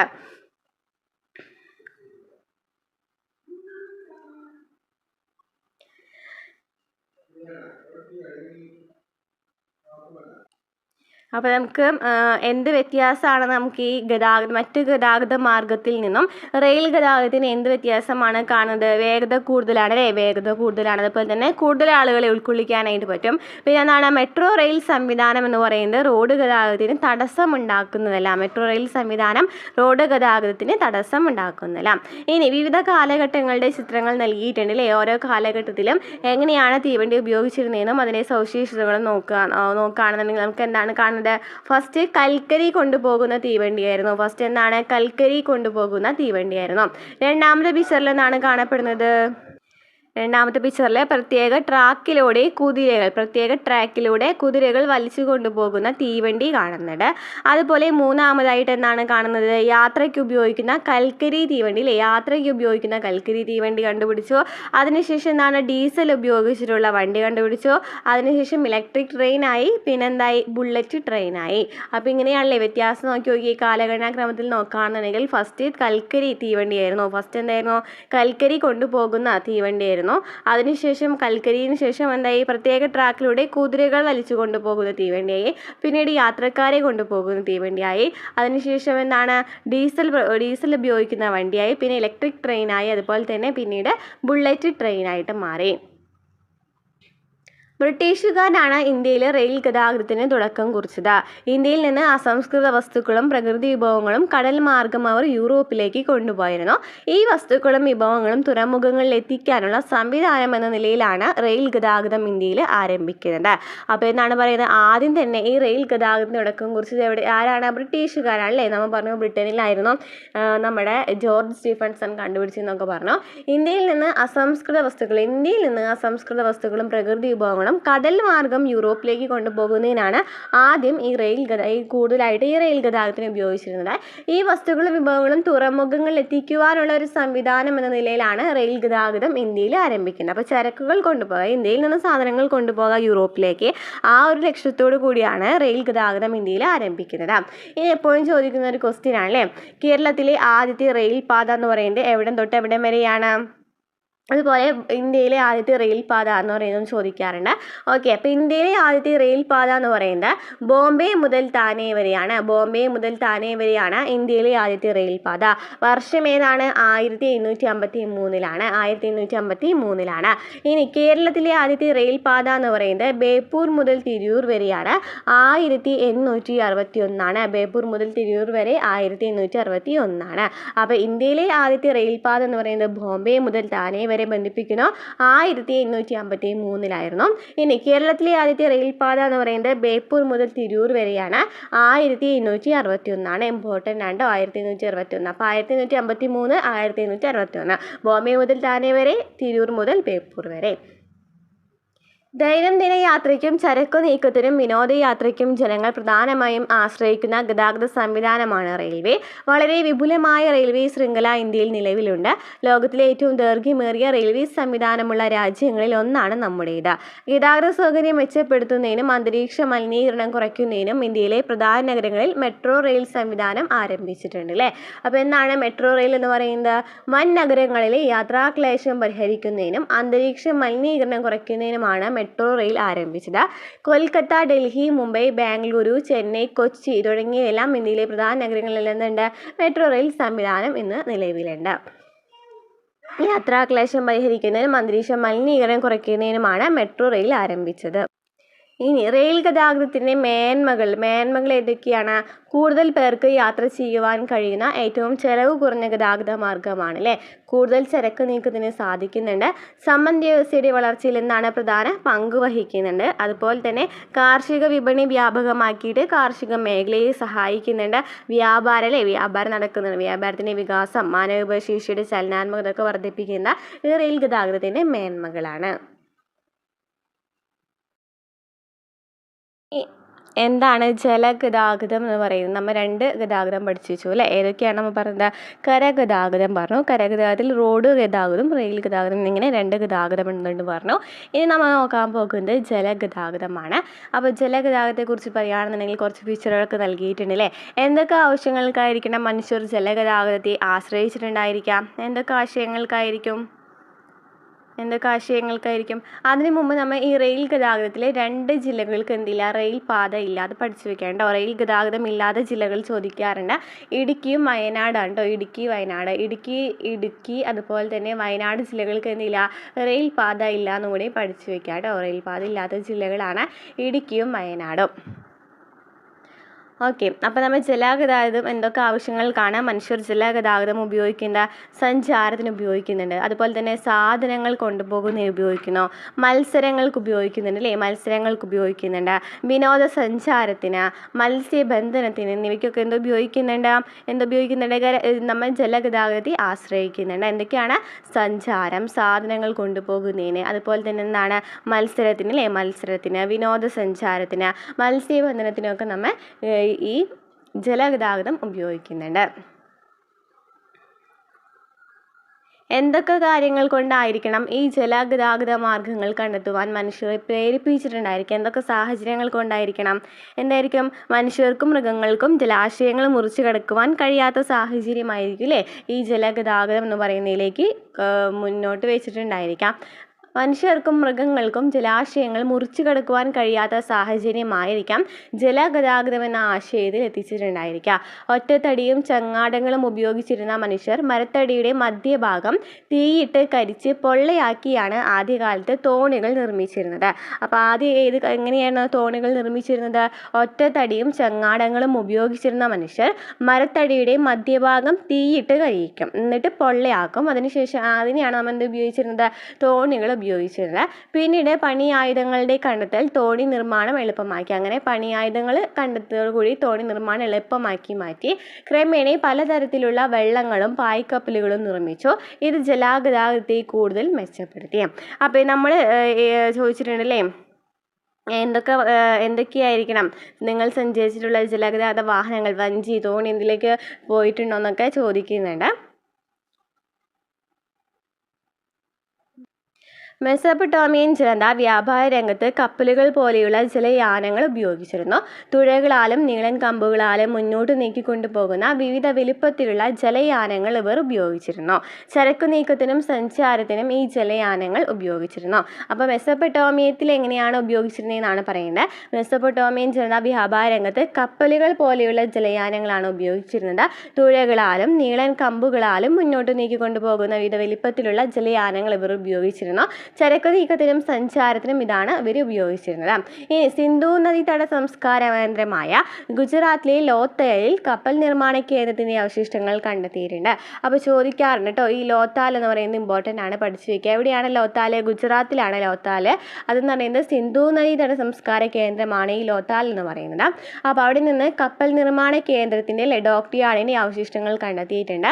ലോത്താലിൽ നിന്നും കണ്ടെത്തിയ മുദ്രകളിലും ഹരപ്പയിൽ നിന്ന് കണ്ടെത്തിയ മെസൊപ്പൊട്ടേമിയൻ മുദ്രകളിലും ബോട്ടിന്റെ രൂപങ്ങൾ പതിച്ചിട്ടുണ്ട്. ലോത്താലിൽ നിന്നും കണ്ടെത്തിയ മുദ്രകളിലും ഹരപ്പയിൽ നിന്ന് കണ്ടെത്തിയ മെസൊപ്പൊട്ടേമിയൻ മുദ്രകളിലും ബോട്ടിന്റെ രൂപങ്ങൾ പതിച്ചിട്ടുണ്ട്. ഇത് അക്കാലത്തെ ജലഗതാഗതം നിലനിന്നിരുന്നു എന്നതിന് തെളിവാണ്. അതായത് ലോത്താലിൽ നിന്നും കണ്ടെത്തിയ മുദ്രകളിലും ഹരപ്പയിലൊക്കെ എന്താണ്, മെസൊപ്പൊട്ടേമിയൻ മുദ്രകളിലൊക്കെ ഈ ബോട്ടിന്റെ രൂപങ്ങൾ പതിച്ചിട്ടുണ്ട്. അപ്പോൾ അത് നമുക്ക് ആ ഒരു സമയത്ത് ഈ ബോട്ട് അല്ലെങ്കിൽ ജലഗതാഗതം ഉപയോഗിച്ചിരുന്നതിൻ്റെ തെളിവുകളാണ്. അപ്പോൾ ലോത്താലിലെ കപ്പൽ നിർമ്മാണ കേന്ദ്രം നൽകിയിട്ടുണ്ട് അല്ലേ. ജലഗതാഗതത്തെ ഉൾനാടൻ ജലഗതാഗതം, സമുദ്ര ജലഗതാഗതം എന്നിങ്ങനെ രണ്ടായി തരംതിരിക്കാം. നമ്മൾ നേരത്തെ പറഞ്ഞു ഉൾനാടൻ ജലഗതാഗതം എന്നും സമുദ്ര ജലഗതാഗതം എന്നിങ്ങനെ രണ്ടായിട്ട് ജലഗതാഗതത്തെ തരംതിരിക്കാം. റെയിൽവേയുടെ കടന്നുവരവിന് മുമ്പ് ഇന്ത്യയിലെ പ്രധാന ഗതാഗത മാർഗമായിരുന്നു ഉൾനാടൻ ജലഗതാഗതം എന്ന് പറയുന്നത്. അപ്പോൾ റെയിൽവേ വരുന്നതിന് മുമ്പ് എന്താണ് ഇന്ത്യയിലെ പ്രധാന ഗതാഗത മാർഗം ചോദിക്കുകയാണെന്നുണ്ടെങ്കിൽ ഉൾനാടൻ ജലഗതാഗതമാണ്. നദികളും കായലുകളും ധാരാളമുള്ള പ്രദേശങ്ങളിലാണ് ഉൾനാടൻ ജലഗതാഗതം പുരോഗതി പ്രാപിച്ചത്. നദികളും കായലുകളും ധാരാളമുള്ള പ്രദേശങ്ങളിലാണ് ഉൾനാടൻ ജലഗതാഗതം പുരോഗതി പ്രാപിച്ചത്. പിൽക്കാലത്ത് ഇതിനായിട്ട് കനാലുകൾ നിർമ്മിക്കപ്പെട്ടു. അതിനുശേഷം എന്ത് സംഭവിച്ചു? കനാലുകൾ നിർമ്മിക്കപ്പെട്ടു അല്ലേ. അപ്പം നദികളും കായലുകളും കൂടുതലുള്ള പ്രദേശങ്ങളിൽ മാത്രമാണ് ഈ ഉൾനാടൻ ജലഗതാഗതം ഉണ്ടായിരുന്നത്. പിൽക്കാലത്ത് ഇതിനായിട്ട് കനാലുകൾ നിർമ്മിക്കപ്പെട്ടു. അപ്പോൾ കേരളത്തിലെ ഉൾനാടൻ ജലഗതാഗത പാതകളിൽ ഇമ്പോർട്ടൻ്റ് ആണ് ഈ ഒരു ക്വസ്റ്റ്യൻ. എല്ലാ ക്വസ്റ്റ്യൻ പേപ്പറിലും കാണുന്നുണ്ട്. ജലഗതാഗതവുമായി ബന്ധപ്പെട്ട് ചോദിക്കുന്ന ഒരു ക്വസ്റ്റ്യനാണ്. NW3 ദേശീയപാത 3 എന്ന് പറയുന്നത് ഏതൊക്കെയാണ് തമ്മിൽ കണക്ട് ചെയ്യുന്നത്? കൊല്ലം മുതൽ കോട്ടപ്പുറം വരെയുള്ള ദേശീയ ജലപാത നമ്പർ 3, അതായത് കൊല്ലം മുതൽ കോട്ടപ്പുറം വരെയാണ് ദേശീയ ജലപാത 3 ബന്ധിപ്പിക്കുന്ന സ്ഥലങ്ങൾ എന്ന് പറയുന്നത്. കോഴിക്കോട് മുതൽ കൊടുങ്ങല്ലൂർ വരെയുള്ള കനോലി കനാൽ എന്നിവയാണ് കേരളത്തിലെ പ്രധാനപ്പെട്ട 2 ഉൾനാടൻ ജലഗതാഗത പാതകൾ. അപ്പം നമ്മൾ പഠിച്ചു വെക്കേണ്ടത് ഒന്ന് NW3 ദേശീയ ജലപാത നമ്പർ എന്ന് പറയുന്നത് ഇതാണ്. 3 എന്ന് പറയുന്നത് കൊല്ലം ടു കോട്ടപ്പുറം വരെയാണ് കണക്ട് ചെയ്യുന്നത്. പശ്ചിമ തീര കനാലാണ് അല്ലേ. അതുപോലെ തന്നെ ചോദിക്കാറുള്ള ക്വസ്റ്റ്യൻ ആണ് ഉൾനാടൻ ജലഗതാഗത പാതകൾ എത്രയാണ്? 2 എണ്ണാന്ന് പറഞ്ഞു. ഒന്നെന്ന് പറയുന്നത് എന്താണ്? ദേശീയ ജലപാത 3 ആണെന്ന് പറഞ്ഞു. പിന്നെന്താണ്? കോഴിക്കോട് മുതൽ കൊടുങ്ങല്ലൂർ വരെയുള്ള കനോലി കനാൽ എന്ന് പറയുന്നത് കോഴിക്കോട് മുതൽ കൊടുങ്ങല്ലൂർ വരെയാണുള്ളത്. അതും എന്താണ്? ഒരു ഉൾനാടൻ ജലഗതാഗത പാതയാണ്. റെയിൽ സംവിധാനം ശക്തിപ്പെടുന്നത് വരെ ചരക്കു നീക്കത്തിന് പ്രധാനമായും ഈ ജലപാതകളെയാണ് ആശ്രയിച്ചിരുന്നത്. നമ്മൾ നേരത്തെ പറഞ്ഞില്ലേ, റെയിൽ സംവിധാനം വരുന്നതിന് മുമ്പ് ഉൾനാടൻ ജലഗതാഗതത്തെയായിരുന്നു ആശ്രയിച്ചിട്ടുണ്ടായിരുന്നത്. ഉൾനാടൻ ജലപാതകൾ ഇന്ന് വൻതോതിൽ വിനോദസഞ്ചാരികളെ ആകർഷിക്കുന്നുണ്ട്. അപ്പോൾ കൊല്ലം മുതൽ കോട്ടപ്പുറം വരെയുള്ള ദേശീയ ജലപാത 3 എന്ന് പറയുന്നത്, കോഴിക്കോട് മുതൽ കൊടുങ്ങല്ലൂർ വരെയുള്ള കനോലി കനാൽ എന്ന് പറയുന്നതാണ് 2 ഉൾനാടൻ ജലഗതാഗത പാതകൾ. ഇന്ത്യയുമായുള്ള വ്യാപാരം മെച്ചപ്പെടുത്തുന്നതിനായി യൂറോപ്യർ ജലഗതാഗതത്തിന് പ്രാധാന്യം നൽകി. നഗരങ്ങളിലേക്ക് കൽക്കരി കൊണ്ടുപോകുന്നതിനുള്ള മാർഗമെന്ന നിലയിലാണ് യൂറോപ്യർ ആദ്യകാലങ്ങളിൽ കനാലുകൾ നിർമ്മിച്ചിരുന്നത്. ക്രമേണ ഇത്തരം കനാലുകൾ ജലയാത്രയ്ക്കായി കൂടുതൽ ഉപയോഗിക്കാൻ തുടങ്ങി. കേരളത്തിൽ നിർമ്മിക്കപ്പെട്ട കനാലുകളാണ് കനോലി കനാല്, പാർവതി പുത്തനാർ തുടങ്ങിയവ. അപ്പോൾ എന്നാണ് പറഞ്ഞത്, ഇന്ത്യയിലേക്ക് വ്യാപാരം മെച്ചപ്പെടുത്തുന്നതിനായിട്ട് യൂറോപ്യർ ജലഗതാഗതത്തിന് പ്രാധാന്യം നൽകിയിട്ടുണ്ടായിരുന്നു. നമ്മൾ നേരത്തെ പറഞ്ഞിട്ടുണ്ടായിരുന്നു. അതുപോലെ റെയിൽ ഗതാഗതമാണെന്നുണ്ടെങ്കിലും ഒരു ചരക്കുകൾ നീക്കം ചെയ്യുന്നതിനായിട്ട് യൂറോപ്യന്മാരാണല്ലേ കൂടുതലായിട്ട് അതിന് പ്രാധാന്യം നൽകിയിട്ടുണ്ടായിരുന്നത്. നഗരങ്ങളിലേക്ക് കൽക്കരി കൊണ്ടുപോകുന്നതിനുള്ള മാർഗം എന്ന നിലയിലാണ് യൂറോപ്യർ ആദ്യമായിട്ട് ഈ കനാലുകൾ നിർമ്മിച്ചിരുന്നത്. എന്തിനാണ്? കൽക്കരി കൊണ്ടുപോകുന്നതിനായിട്ടായിരുന്നു. പിന്നീട് ഈ കനാലുകൾ ജലയാത്രയ്ക്കായിട്ട് കൂടുതൽ ഉപയോഗിക്കുവാനായിട്ട് തുടങ്ങി. കേരളത്തിൽ നിർമ്മിക്കപ്പെട്ട കനാലുകളാണ് കനോലി കനാലും പാർവതി പുത്തനാർ എന്ന് പറയുന്ന കനാലുകളൊക്കെ. ഇനി കിഴക്കിനെ വെനീസ് എന്നറിയപ്പെടുന്നത് ഏത് ജില്ലയാണ്? ആലപ്പുഴയാണല്ലേ. ആ ആലപ്പുഴയിൽ കുറേ കനാലുകളുണ്ട്. അപ്പോൾ കിഴക്കിൻ്റെ വെനീസ് എന്നറിയപ്പെടുന്നത് ചോദിക്കാറുണ്ട്. കിഴക്കിൻ്റെ വെനീസ് എന്നറിയപ്പെടുന്നത് ആലപ്പുഴ ജില്ലയാണ്. എന്താണ് കനോലി കനാൽ എന്ന് പറയുന്നത്? ബ്രിട്ടീഷ് ഭരണകാലത്ത് മലബാർ ജില്ലാ കളക്ടറായിരുന്ന HV കനോലി 1845 കോഴിക്കോട് മുതൽ കൊടുങ്ങല്ലൂർ വരെ വിശാലമായ ജലഗതാഗത മാർഗം എന്ന ആശയം മുന്നോട്ട് വെച്ചു. പിന്നീട് പൊന്നാനി, ചാവക്കാട് ഭാഗങ്ങൾ കൂടി ഉൾപ്പെടുത്തി കൊടുങ്ങല്ലൂർ വരെയുള്ള പുഴകളെ ബന്ധിപ്പിച്ചുകൊണ്ട് കനാലുകൾ നിർമ്മിച്ചു. ഈ ജലപാതയാണ് കനോലി കനാൽ എന്നറിയപ്പെടുന്നത്. അപ്പോൾ എന്താണ് പറഞ്ഞത്? ബ്രിട്ടീഷ് ഭരണകാലത്ത് മലബാർ ജില്ലാ കളക്ടറായിരുന്ന HV കനോലി ആയിരുന്നു. അദ്ദേഹം 1845 കോഴിക്കോട് മുതൽ കൊടുങ്ങല്ലൂർ വരെ വിശാലമായ ജലഗതാഗത മാർഗം എന്ന ആശയം മുന്നോട്ട് വയ്ക്കുകയാണ്. ആദ്യം പൊന്നാനിയും അതുപോലെ തന്നെ ചാവക്കാട് ഭാഗങ്ങൾ കൂടി ഉൾപ്പെടുത്തി കൊടുങ്ങല്ലൂർ വരെയുള്ള പുഴകളെ ബന്ധിപ്പിച്ചുകൊണ്ടാണ് ഈ കനാലുകൾ അദ്ദേഹം നിർമ്മിച്ചിട്ടുണ്ടായിരുന്നത്. ഇതിനെയാണ് നമ്മൾ പറയുന്നത് കനോലി കനാൽ എന്നറിയപ്പെടുന്നത്. എന്താണ് പാർവതി പുത്തനാർ? പാർവതി പുത്തനാർ ഏത് ജില്ലയിലാണ്? തിരുവനന്തപുരം ജില്ലയിലാണ്. തിരുവനന്തപുരം ജില്ലയിലെ വേളി കഠിനംകുളം കായലുകളെ ബന്ധിപ്പിച്ചുകൊണ്ട് നിർമ്മിച്ച കനാലാണ് പാർവതി പുത്തനാർ. വേളി കഠിനംകുളം കായലുകളെ ബന്ധിപ്പിച്ചുകൊണ്ട് നിർമ്മിച്ച കനാലാണ് പാർവതി പുത്തനാർ. തിരുവനന്തപുരം ജില്ലയിലാണ്. മുൻകാലങ്ങളിൽ രാജ്യാന്തര യാത്രകൾക്കും ചരക്ക് നീക്കത്തിനും ഏറ്റവും അധികം ആശ്രയിച്ചിരുന്നത് സമുദ്ര ഗതാഗതത്തെയായിരുന്നു. കാറ്റിൻ്റെ ദിശാശക്തി കൊണ്ട് സഞ്ചരിക്കുന്ന പായ്ക്കപ്പലുകളുടെ കണ്ടുപിടുത്തം സമുദ്ര ഗതാഗതത്തെ മെച്ചപ്പെടുത്തി. അതോടെ മറ്റു ദേശങ്ങളിലേക്കുള്ള യാത്രകൾ വർദ്ധിച്ചു. ആവിയന്ത്രത്തിൻ്റെ കണ്ടെത്തലോടെ ആവിശക്തി ഉപയോഗിച്ച് പ്രവർത്തിക്കുന്ന കപ്പലുകൾ നിർമ്മിക്കുകയും കടൽ യാത്ര കൂടുതൽ സുരക്ഷിതമാവുകയും ചെയ്തു. പിന്നീട് ഇന്ധനങ്ങൾ ഉപയോഗിക്കുന്ന കപ്പലുകളും നിർമ്മിക്കപ്പെട്ടു. അപ്പോൾ എന്താണ് പറയുന്നത്? ആദ്യം തന്നെ അല്ലേ മുൻകാലങ്ങളിലൊക്കെ രാജ്യാന്തര യാത്രകൾക്കും ചരക്ക് നീക്കത്തിനൊക്കെ ഏറ്റവും ആശ്രയിച്ചിരുന്നത് സമുദ്ര ഗതാഗതത്തിനായിരുന്നു. രാജ്യാന്തര യാത്രകൾക്കും അതുപോലെ തന്നെ ചരക്ക് നീക്കത്തിനും. അതുപോലെ തന്നെ കാറ്റിൻ്റെ ദിശാശക്തി കൊണ്ട് സഞ്ചരിക്കുന്ന പായ്ക്കപ്പൽ അല്ലേ. പായ്ക്കപ്പൽ എങ്ങനെയാണ് സഞ്ചരിക്കുന്നത്? ദിശയിലെ കാറ്റിൻ്റെ ദിശ നോക്കിയിട്ടാണ് പായ്ക്കപ്പലുകൾ സഞ്ചരിക്കുന്നത്. അത് സമുദ്ര ഗതാഗതത്തെ മെച്ചപ്പെടുത്തി. അതുപോലെ തന്നെ അത് മറ്റ് ദേശങ്ങളിലേക്കുള്ള യാത്രകളും വർദ്ധിച്ചു. പിന്നീട് ആവിയന്ത്രം കണ്ടെത്തി. ആവിയന്ത്രത്തിൻ്റെ കണ്ടെത്തലോടെ ആവിശക്തി ഉപയോഗിച്ച് പ്രവർത്തിക്കുന്ന കപ്പലുകൾ നിർമ്മിച്ചു. അത് കടൽ യാത്ര കൂടുതൽ സുരക്ഷിതമാക്കി. മറ്റേത് കാറ്റായിരുന്നു. പിന്നീട് ആവിയന്ത്രം കണ്ടുപിടിക്കുകയാണ് ചെയ്യുന്നത്. പിന്നീട് ഇന്ധനങ്ങൾ ഉപയോഗിക്കുന്ന കപ്പലുകൾ നിർമ്മിക്കപ്പെട്ടു. അതിനുശേഷമാണ് ഇന്ധനങ്ങൾ ഉപയോഗിക്കുന്ന കപ്പലുകൾ നിർമ്മിക്കപ്പെടുക. സമുദ്ര ജലഗതാഗതം സാധ്യമാകുന്നത് തീരദേശ ജലപാതയിലൂടെയും അന്താരാഷ്ട്ര ജലപാതയിലൂടെയാണ്. അപ്പോൾ സമുദ്ര ജലഗതാഗതം കൂടുതലായിട്ട് സാധ്യം തീരദേശ ജലപാതയും അതുപോലെ തന്നെ അന്താരാഷ്ട്ര ജലപാതയിലൂടെയാണ്.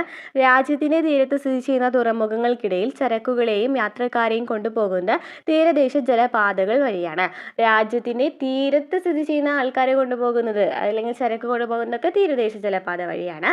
എന്നാൽ മറ്റു രാജ്യങ്ങളുടെ തുറമുഖങ്ങൾക്കിടയിൽ ചരക്ക് നീക്കത്തിനും യാത്രക്കാരെ കൊണ്ടുപോകുന്നതും അന്താരാഷ്ട്ര ജലപാതയാണ് ഉപയോഗിച്ചിരുന്നത്.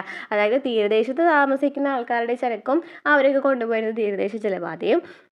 അതുപോലെ തന്നെ ഈ രാജ്യങ്ങളെ തുറമുഖങ്ങൾക്കിടയിൽ താമസിക്കുന്നവരുടെയും അവരുടെ ചരക്ക് കൊണ്ടുപോരുന്നത് അന്താരാഷ്ട്ര ജലപാതയാണ്.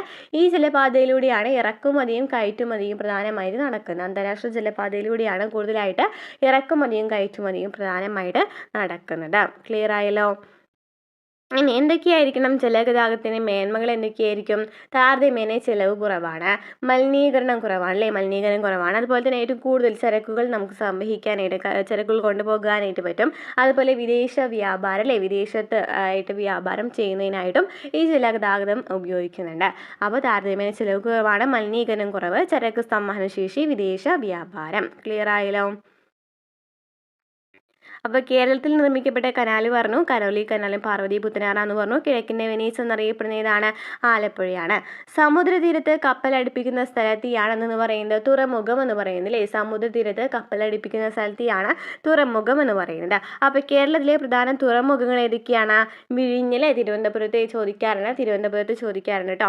വിഴിഞ്ഞം എന്ന് പറയുന്നത് എവിടെയാണെന്ന് ചോദിക്കാറുണ്ട്. വിഴിഞ്ഞം തുറമുഖം സ്ഥിതി ചെയ്യുന്ന എവിടെയാണ്? തിരുവനന്തപുരത്താണ്. വിഴിഞ്ഞം തുറമുഖം സ്ഥിതി ചെയ്യുന്നുണ്ട്. അതുപോലെ കൊച്ചി എന്ന് പറയുന്നത് എറണാകുളം ജില്ലയിലാണ്.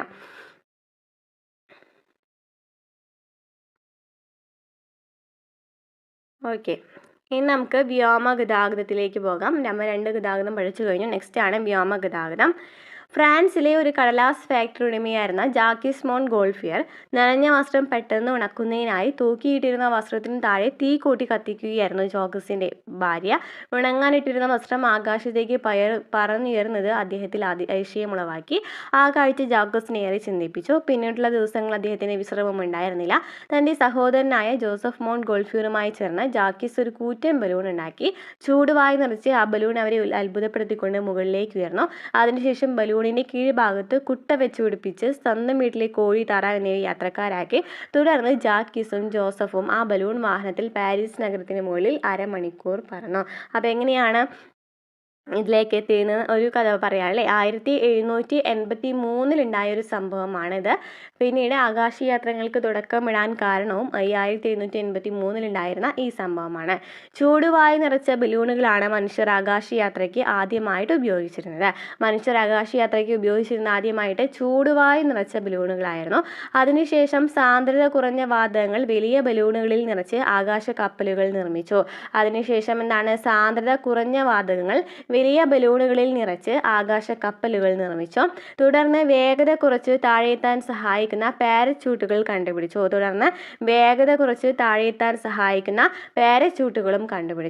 എന്നാൽ ഇവയൊന്നും മനുഷ്യർക്ക് സൗകര്യപ്രദമായി നിയന്ത്രിച്ച് ഉപയോഗിക്കുവാൻ കഴിഞ്ഞിരുന്നില്ല.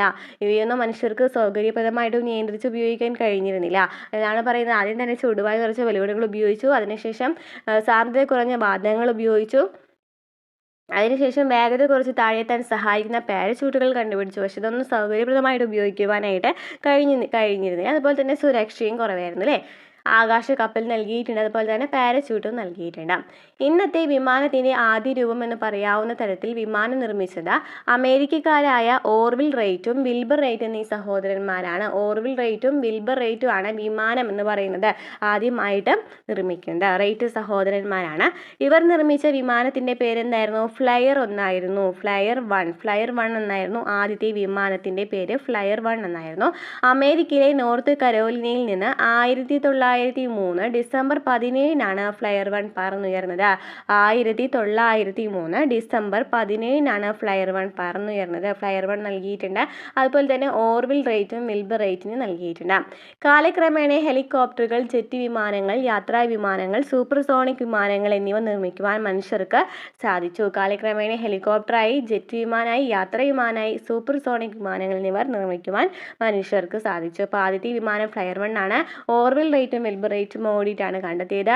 1903 ഡിസംബർ 17 അമേരിക്കയിൽ വെച്ചത് ആദ്യമായിട്ട് പറന്നുയർന്നത്. രാജ്യത്തിനകത്തും പുറത്തും ദീർഘദൂരയാത്രകൾക്കായിട്ട് വളരെയേറെ പ്രയോജനപ്പെടുന്ന ഒരു യാത്രാമാർഗമാണ് വ്യോമഗതാഗതം.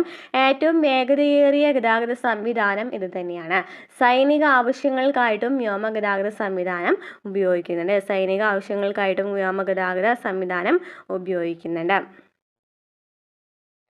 ഇനി ഇന്ത്യയിലെ വ്യോമഗതാഗതം എന്ന് വെച്ചാൽ എങ്ങനെയാണെന്ന് നമുക്ക് നോക്കാം. 20-ാം നൂറ്റാണ്ടിൻ്റെ ആരംഭത്തോടെയാണ് ഇന്ത്യയിൽ വ്യോമഗതാഗതം ആരംഭിക്കുന്നത്.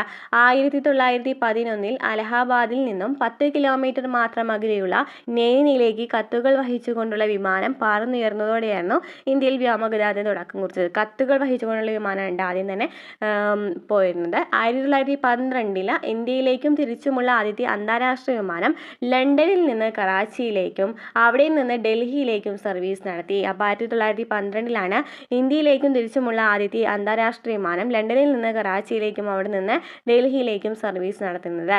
ഇന്ത്യയിലെ ആദ്യത്തെ വാണിജ്യ വിമാന കമ്പനി ഏതാണ്? ആദ്യത്തെ വാണിജ്യ വിമാന കമ്പനി ഏതാണ്? ടാറ്റ എയർലൈൻസ് ആണ്. ടാറ്റ എയർലൈൻസ് ആണ് ആദ്യത്തെ വിമാന കമ്പനി. ആദ്യത്തെ വാണിജ്യ വിമാന കമ്പനി ടാറ്റ എയർലൈൻസ് ആണ്. 1932 കറാച്ചി മുതൽ ബോംബെ വരെയാണ് ആദ്യത്തെ സർവീസ് നടത്തുന്നത്. അപ്പോൾ ആദ്യത്തെ സർവീസ് നടത്തുന്നത് എവിടെ മുതൽ എവിടം വരെയാണ്? ആദ്യത്തെ സർവീസ് നടത്തുന്നത് എവിടെ മുതൽ എവിടം വരെയാണ്? ടാറ്റ എയർലൈൻസ് കറാച്ചി മുതൽ മുംബൈ വരെയാണ്. ആദ്യത്തെ വാണിജ്യ വിമാന കമ്പനി എന്ന് പറയുന്നത് ടാറ്റ എയർലൈൻസ് ആണ്. 1932 കറാച്ചി മുതൽ ബോംബെ വരെയാണ് ആദ്യത്തെ സർവീസ് നടക്കുന്നത്. ഇന്ത്യയിലെ ആദ്യത്തെ വിമാനത്താവളം ചോദിക്കുകയാണെങ്കിൽ മുംബൈയിലെ ജുഹുവിലാണ്. മുംബൈയിലെ ജുഹു ആണ് ഇന്ത്യയിലെ ആദ്യത്തെ വിമാനത്താവളം. ആദ്യത്തെ വിമാനത്താവളം ജുഹു ആണ്. ലോകത്തിലെ ഏറ്റവും വിപുലമായ വ്യോമഗതാഗത ശൃംഖലയുള്ള രാജ്യങ്ങളിൽ ഒന്നായിട്ട് ഇന്ത്യ ഇന്ന് മാറിയിരിക്കുന്നു. അപ്പോൾ ഇവിടെ നിന്നാണ് പറഞ്ഞത് 1911 അലഹാബാദിൽ വെച്ചിട്ടാണ് ആദ്യം കത്തുകൾ വഹിച്ചുകൊണ്ടുള്ള ഒരു യാത്രയാണ് പോയിരുന്നത്. അതിനുശേഷം 1912 ആയപ്പോൾ ഇന്ത്യയിലേക്കുമാണ് തിരിച്ചുമുള്ള ലണ്ടനിൽ നിന്ന് കറാച്ചിയിലേക്കൊക്കെ ഡൽഹിയിലേക്കൊക്കെ ഒരു സർവീസ് നടത്തിയിട്ടുണ്ടായിരുന്നു.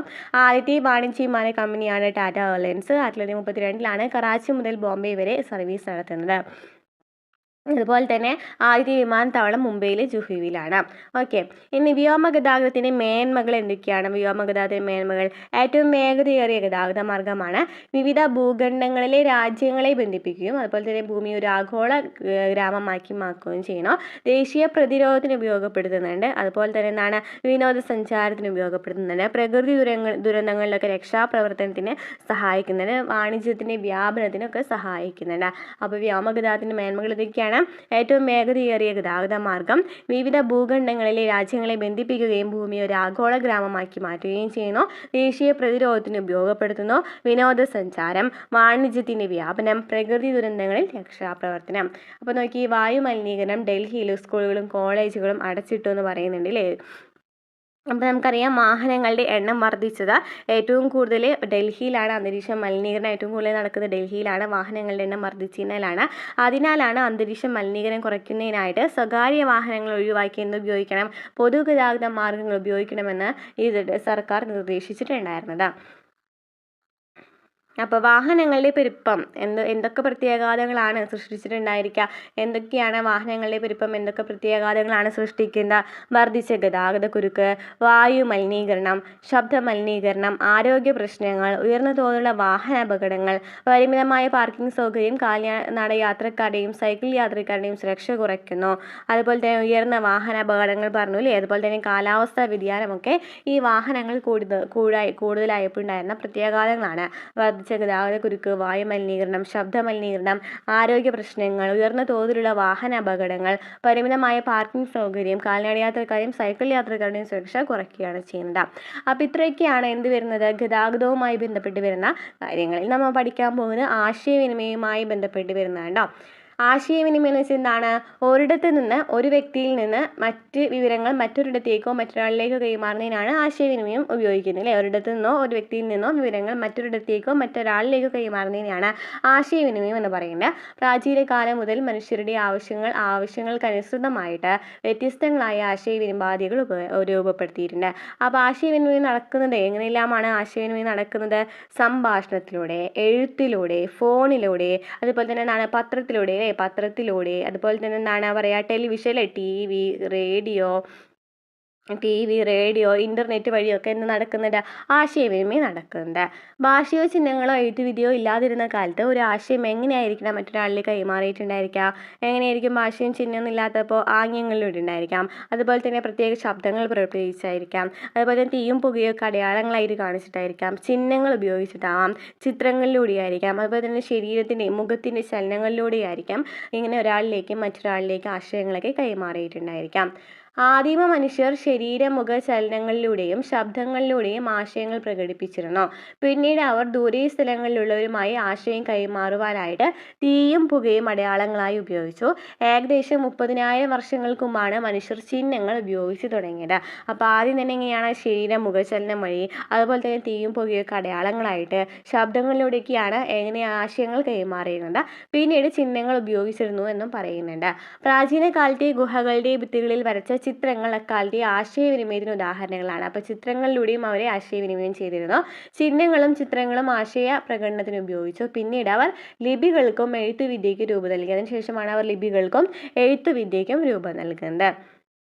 ഏകദേശം 5000 വർഷങ്ങൾക്ക് മുമ്പാണ് മനുഷ്യർ എഴുത്തുവിദ്യ രൂപപ്പെടുത്തിയതെന്നാണ് ഒരു നിഗമനം. എന്താണ്, സുമേറിയക്കാരാണ് ആദ്യമായിട്ട് എഴുത്തുവിദ്യ വികസിപ്പിച്ചത്. എഴുത്തുവിദ്യ വികസിപ്പിച്ചത് ആരാണ്? സുമേറിയക്കാരാണ്. ഏതാണ് ലിപി? ക്യൂണിഫോം എന്ന പേരിലാണ് ഈ ലിപി അറിയപ്പെടുന്നത്. ഇവ കളിമൺ ഫലകങ്ങളിലാണ് എഴുതിയിരുന്നത്. ഈജിപ്തിൽ രൂപം കൊണ്ട ലിപി ഏതാണ്? ഹൈറോഗ്ലിഫിക്സ് ആണ്. ഈജിപ്തിൽ രൂപം കൊണ്ട ലിപിയാണ് ഹൈറോഗ്ലിഫിക്സ്. അതുപോലെ തന്നെ സുമേറിയയിൽ രൂപം കൊണ്ട ലിപിയാണ് ക്യൂണിഫോം ലിപി. അപ്പോൾ സുമേറിയക്കാരാണ് ആദ്യമായിട്ട് ലിപി ഉപയോഗിച്ചു തുടങ്ങിയത്. ക്യൂണിഫോം എന്നായിരുന്നു ലിപിയുടെ പേര്. കളിമൺ ഫലകങ്ങളിലാണ് എഴുതിയിട്ടുണ്ടായിരുന്നത്. ഇനി ഈജിപ്തിൽ രൂപം കൊണ്ട ലിപി ഏതാണ്? ഹൈറോഗ്ലിഫിക്സ് ആണ്. ഹൈറോഗ്ലിഫിക്സ് ആണ് ഈജിപ്തിൽ രൂപം കൊണ്ടത്. വാർത്തകളും സന്ദേശങ്ങളും കൈമാറുന്നതിന് വിവിധ കാലഘട്ടത്തിൽ ഉപയോഗിച്ചിരുന്ന മാർഗ്ഗങ്ങൾ നൽകിയിട്ടുണ്ട്. അപ്പോൾ ക്യൂണിഫോം ലിപി നോക്കിയേ, ക്യൂണിഫോം ലിപിയും ഹൈറോഗ്ലിഫിക്സ് ലിപിയും നൽകിയിട്ടുണ്ട്. നോക്കി ഒരു ചിത്രം നൽകിയിട്ടുണ്ട്. എഴുതാൻ ഉപയോഗിച്ച പ്രതലം എന്താണ്? ശിലയാണല്ലേ, ശിലയാണ്. ഉപകരണം എന്താണ്? കൂർത്ത കല്ലുകൊണ്ടായിരിക്കണം എഴുതിയിട്ടുണ്ടായിരിക്കുക. അതുപോലെ തന്നെ ചെമ്പു തകിട് നൽകിയിട്ടുണ്ട്. ലോഹ എഴുത്താണി കൊണ്ടാണ് അതിൽ എഴുതിയിട്ടുണ്ടായിരിക്കുക. താളിയോല നൽകിയിട്ടുണ്ട്. അത് എഴുത്താണി അല്ലെങ്കിൽ നാരായം കൊണ്ടായിരിക്കണം എഴുതിയിട്ടുണ്ടായിരിക്കാം. ഓക്കെ, ക്ലിയർ ആയല്ലോ? ഇന്നത്തെ കാലത്ത് വാർത്തകളും സന്ദേശങ്ങളും കൈമാറുന്നതിന് ഉപയോഗിക്കുന്ന മാർഗ്ഗങ്ങൾ എന്തൊക്കെയാണ്? പത്രം, കത്ത്, റേഡിയോ, ഫോണ്, ടെലിവിഷൻ, അതുപോലെ ഓൺലൈൻ സംവിധാനങ്ങളൊക്കെ ഇന്ന് ഇപ്പോൾ സന്ദേശം കൈമാറുന്നതിനായിട്ട് ഉപയോഗിക്കുന്നുണ്ട് അല്ലേ. ആദ്യകാലങ്ങളിൽ വാർത്തകളും സന്ദേശങ്ങളും ഒരിടത്ത് നിന്ന് മറ്റൊരിടത്തേക്ക് എത്തിക്കുവാനായിട്ട് കുതിരകളെയും നായകളെയും പക്ഷികളെയും ഉപയോഗപ്പെടുത്തിയിരുന്നു. വാർത്തകളും സന്ദേശങ്ങളും പൊതുജനങ്ങളെ അറിയിക്കുന്നതിന് രാജഭരണകാലത്ത് ഉപയോഗിച്ചിരുന്ന ആശയവിനിമയ ചിത്രങ്ങളിലെ മാർഗ്ഗങ്ങളിലൊന്നാണ് ഇവിടെ ചിത്രം നൽകിയിട്ടുള്ളത്. അച്ചടി യന്ത്രത്തിന്റെ കണ്ടുപിടുത്തത്തോടെ വാർത്തകളും സന്ദേശങ്ങളും കൈമാറുന്നത് എളുപ്പത്തിലായി. അപ്പോൾ ആദ്യം നായകളെയും പക്ഷികളെയാണ് ഉപയോഗപ്പെടുത്തിയിരുന്നത്. പിന്നീട് അച്ചടി യന്ത്രമാണ് വരുന്നത് അല്ലേ. അപ്പോൾ അതോട് കൂടിയിട്ടാണ് ഇത് കൂടുതലായിട്ട് എളുപ്പമായിട്ട് മാറിയത്. അച്ചടി സാങ്കേതിക വിദ്യ കണ്ടുപിടിച്ചത് ആരാണ്? ചൈനക്കാരാണ് അച്ചടി സാങ്കേതിക വിദ്യ കണ്ടുപിടിച്ചത്. ആദ്യകാലങ്ങളിൽ അച്ചടി യന്ത്രങ്ങൾ മരക്കട്ടകൾ ഉപയോഗിച്ചിട്ടാണ് പ്രവർത്തിച്ചിരുന്നത്. അപ്പോൾ ആദ്യകാലങ്ങളിൽ അച്ചടി യന്ത്രങ്ങൾ എങ്ങനെയാണ്? മരക്കട്ടകൾ ഉപയോഗിച്ചാണ് പ്രവർത്തിച്ചിരുന്നത്. പിന്നീട് ജർമ്മൻകാരായ ആരാണ്? ഗുട്ടൻബർഗ് ഇരുമ്പ് ഉപയോഗിച്ചുള്ള അച്ചടി യന്ത്രം കണ്ടുപിടിച്ചു. അപ്പോൾ ആരാണ് കണ്ടുപിടിച്ചത് അച്ചടി യന്ത്രം? ഗുട്ടൻബർഗ് ആണ് അച്ചടി യന്ത്രം കണ്ടുപിടിച്ചത്. അച്ചടിയുടെ വരവോടെ ആശയങ്ങളും വാർത്തകളും വേഗത്തിൽ പ്രചരിക്കുവാനായിട്ട് തുടങ്ങി. അപ്പോൾ ഗുട്ടൻബർഗിന്റെ അച്ചടി യന്ത്രം നൽകിയിട്ടുണ്ട്. ആദ്യം മരപ്പലക കൊണ്ടായിരുന്നു. പിന്നീട് ഇരുമ്പ് ഉപയോഗിച്ച അച്ചടി യന്ത്രം കണ്ടുപിടിച്ചത് ആരാണ്? ഗുട്ടൻബർഗ് ആണ്. പൂർണ്ണമായും മലയാളത്തിൽ അച്ചടിച്ച ആദ്യത്തെ പുസ്തകം ഏതാണ്? സംക്ഷേപ വേദാർത്ഥമാണ് ചോദിക്കാറുണ്ട് കേട്ടോ. പൂർണ്ണമായും മലയാളത്തിൽ അച്ചടിച്ച ആദ്യത്തെ പുസ്തകമാണ് സംക്ഷേപ വേദാർത്ഥം. തപാൽ സംവിധാനത്തിലേക്ക് കടന്നുവരവ് ആശയവിനിമയം വേഗത്തിലാക്കി. ഗതാഗത രംഗത്തുണ്ടായ പുരോഗതിയും ആശയവിനിമയത്തെ സ്വാധീനിച്ചു. ആശയങ്ങളും സന്ദേശങ്ങളും വാർത്തകളും എത്തിക്കുന്നതിന് തപാൽ സംവിധാനം വ്യാപകമായി ഉപയോഗിക്കുവാൻ തുടങ്ങി. ശാസ്ത്ര സാങ്കേതിക രംഗങ്ങളിലുണ്ടായ വികാസം ആശയവിനിമയ രംഗത്ത് വൻ കുതിച്ചുചാട്ടങ്ങൾക്ക് വഴിയൊരുക്കി.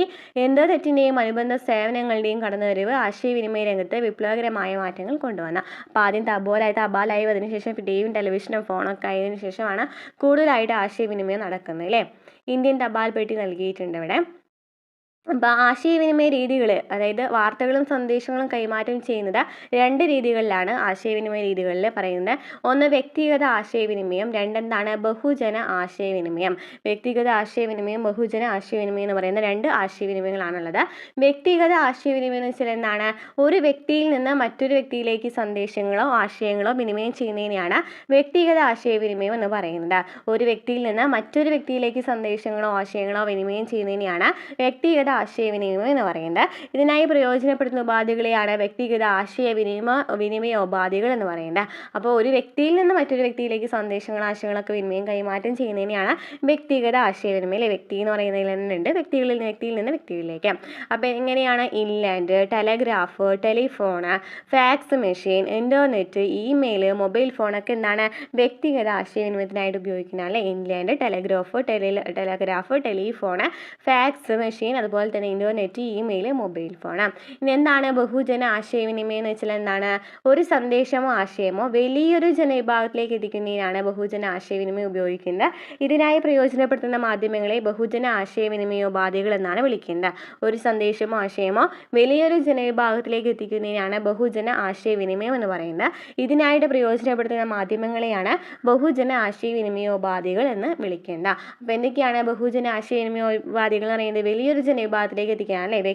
വ്യക്തി ടു വ്യക്തിയാണെന്നുണ്ടെങ്കിൽ വ്യക്തിഗതയാണ്. അതുപോലെ തന്നെ ബഹുജനം, അതായത് എല്ലാവരിലേക്ക് എത്തിക്കുന്നതിനായിട്ട് എന്ത് ഉപയോഗിക്കുന്നു? ബഹുജന ആശയവിനിമയോപാധികൾ ഉപയോഗിക്കുന്നു. ഏതൊക്കെയാണ്? പത്രങ്ങൾ, റേഡിയോ, ടെലിവിഷൻ, അതുപോലെ തന്നെ എന്താണ്? സെമിനാർ, പൊതുയോഗം, തെരുവ് നാടകമൊക്കെ എന്താണ്? ബഹുജനങ്ങളിലേക്ക് എല്ലാ ആളുകളിലേക്കും എത്തിക്കുന്നതാണ് പത്രം, റേഡിയോ, ടെലിവിഷൻ, സെമിനാർ, പൊതുയോഗം, തെരുവ് നാടകങ്ങൾ. മേലെ സൂചിപ്പിച്ചവ കൂടാതെ പുസ്തകം, മാഗസിനുകൾ, കലാരൂപങ്ങൾ, സിനിമ, സാമൂഹിക മാധ്യമങ്ങൾ തുടങ്ങിയ മാർഗങ്ങളിലൂടെ വലിയൊരു വിഭാഗം ആളുകളുമായിട്ട് ആശയം കൈമാറാനായിട്ട് സാധിക്കുന്നുണ്ട്. ഇതൊക്കെയാണ് പുസ്തകം, മാഗസിൻ, കലാരൂപങ്ങൾ, സിനിമ, സാമൂഹിക മാധ്യമങ്ങൾ. ഇനി ഇൻ്റർനെറ്റ് അധിഷ്ഠിത നൂതന ആശയവിനിമയ സാങ്കേതിക വിദ്യ എന്ന് പറയുന്നത് എന്താണ്? ഇൻ്റർനെറ്റിനെ കുറിച്ചിട്ട് അല്ലേ. ഈ ലോകമെമ്പാടുമുള്ള കമ്പ്യൂട്ടറുകളെ ബന്ധിപ്പിക്കുന്ന ശൃംഖലയാണ് ഇൻ്റർനെറ്റ് എന്ന് പറയുന്നത്. കമ്പ്യൂട്ടറുകളെ ബന്ധിപ്പിക്കുന്ന ശൃംഖലയാണ് ഇൻ്റർനെറ്റ്. പലതരത്തിലുള്ള വിവരങ്ങൾ നമുക്ക് ഇൻ്റർനെറ്റിൻ്റെ സഹായത്തോടെ ലഭിക്കുന്നു. ഇൻ്റർനെറ്റിൻ്റെ സാധ്യതകൾ പ്രയോജനപ്പെടുത്തി ഉപയോഗിക്കുന്ന ചില നൂതന ആശയവിനിമയ സംവിധാനങ്ങൾ നൽകിയിട്ടുണ്ട്. എന്തൊക്കെയാണ്? വീഡിയോ കോൺഫറൻസ്, നമുക്കറിയാവുന്ന കാര്യമാണല്ലേ. അകലെയുള്ള സ്ഥലങ്ങളിലിരിക്കുന്ന ആളുകൾക്ക് ഇൻ്റർനെറ്റിൻ്റെ സഹായത്തോടെ കണ്ടുകൊണ്ട് സംസാരിക്കുവാനും ആശയങ്ങൾ കൈമാറുവാനും കഴിയുന്നു. ഇനി ഇ കൊമേഴ്സ് എന്ന് വെച്ചാൽ എന്താണ്? ഇൻ്റർനെറ്റ് സംവിധാനത്തിലൂടെ സാധനങ്ങൾ, സേവനങ്ങളും വാങ്ങുന്നതിനും വിൽക്കുന്നതിനുമുള്ള സംവിധാനം. നമുക്കറിയാം മീഷോ പോലത്തെ ആപ്പുകളൊക്കെ, ഫ്ലിപ്കാർട്ട്, ഇങ്ങനെ കുറേ സെയിലിംഗ് ആപ്പുകൾ ഉണ്ടല്ലോ. അതുപോലെ തന്നെ ഇമെയിൽ എന്ന് വെച്ചാൽ എന്താണ്? ഇലക്ട്രോണിക് മാധ്യമങ്ങൾ ഉപയോഗിച്ച് സന്ദേശങ്ങൾ അയക്കുകയും സ്വീകരിക്കുക അല്ലെ. ഇമെയിൽ ഉപയോഗിക്കുന്ന സന്ദേശങ്ങൾ അയക്കുകയും സ്വീകരിക്കുകയും ശേഖരിക്കുകയും ചെയ്യുന്ന സംവിധാനമാണ്. ടെലിമെഡിസിൻ, വിവര സാങ്കേതിക വിദ്യയുടെ സഹായത്തോടെ അകലെയുള്ള വിദഗ്ധ ഡോക്ടർമാരുടെ സേവനം ആരോഗ്യരംഗത്ത് ഉപയോഗപ്പെടുത്തുന്നതിനായിട്ട് ടെലിമെഡിസിൻ എന്ന് പറയുന്ന എന്തുണ്ട് അല്ലേ. ഇപ്പോൾ വിവര സാങ്കേതിക വിദ്യ സഹായത്തോടെ നമുക്ക് ഓൺലൈൻ സേവനം ഉണ്ട് അല്ലേ. ഓൺലൈനായിട്ട് നമുക്ക് ഡോക്ടറെ കാണിക്കാവുന്ന ഒരു സംവിധാനം കൂടിയുണ്ട്. അതിനെയാണ് ടെലിമെഡിസിൻ എന്ന് പറയുന്നത്. അപ്പോൾ ഇൻ്റർനെറ്റ് ഉപയോഗിക്കുന്ന സാഹചര്യങ്ങളാണ്. ആധുനിക സമൂഹത്തിൻ്റെ രൂപീകരണത്തിൽ ഗതാഗത ആശയവിനിമയ സംവിധാനങ്ങൾ പ്രധാന പങ്ക് വഹിക്കുന്നു. ആശയവിനിമയ സാങ്കേതിക വിദ്യയുടെ വേഗത്തിലുള്ള വളർച്ച ലോകജനതയ്ക്ക് ഒന്നിച്ചു ചേരുവാനുള്ള അവസരമാണ് ലഭിക്കുന്നത്. ഇത് ലോകത്തൊരു ആഗോള ഗ്രാമമാക്കുന്നു. സൗഹൃദപരമായ ഒത്തുചേരലിനും മാനവിക മൂല്യങ്ങൾ വളർത്തുന്നതിനും സഹായകമായ രീതിയിൽ ഗതാഗത ആശയവിനിമയ സംവിധാനങ്ങൾ നമുക്ക് ഉപയോഗിക്കുവാനായിട്ട് പറ്റും. അപ്പോൾ ഇത്രയൊക്കെയാണ് ഈ ചാപ്റ്ററിൽ പറയുന്നത്. അതുപോലെ തന്നെ കേരള ഗതാഗത ഭൂപടമൊക്കെ നൽകിയിട്ടുണ്ട് അല്ലേ. കണ്ണൂർ അന്തർദേശീയ വിമാനത്താവളമുണ്ട്. എന്തൊക്കെ വിമാനത്താവളങ്ങൾ ാണ്? കണ്ണൂരുണ്ട്, അതുപോലെ തന്നെ കോഴിക്കോടുണ്ട്, അതുപോലെ കൊച്ചിയിലുണ്ട്. കൊച്ചി തുറമുഖത്തെ കുറിച്ച് നൽകിയിട്ടുണ്ട്. അതുപോലെ തന്നെ എന്താണ്? ഏതൊക്കെയാണ്? തിരുവനന്തപുരത്ത് അന്തർദേശീയ വിമാനത്താവളമുണ്ട് അല്ലേ. വിഴിഞ്ഞം തുറമുഖം സ്ഥിതി ചെയ്യുന്നത് എവിടെയാണ്? തിരുവനന്തപുരത്താണ് ചോദിക്കാറുണ്ട്. ഓക്കെ, അപ്പോൾ ഇത്രയൊക്കെയാണ് ഈ ചാപ്റ്ററിൽ പറയുന്നത് കേട്ടോ.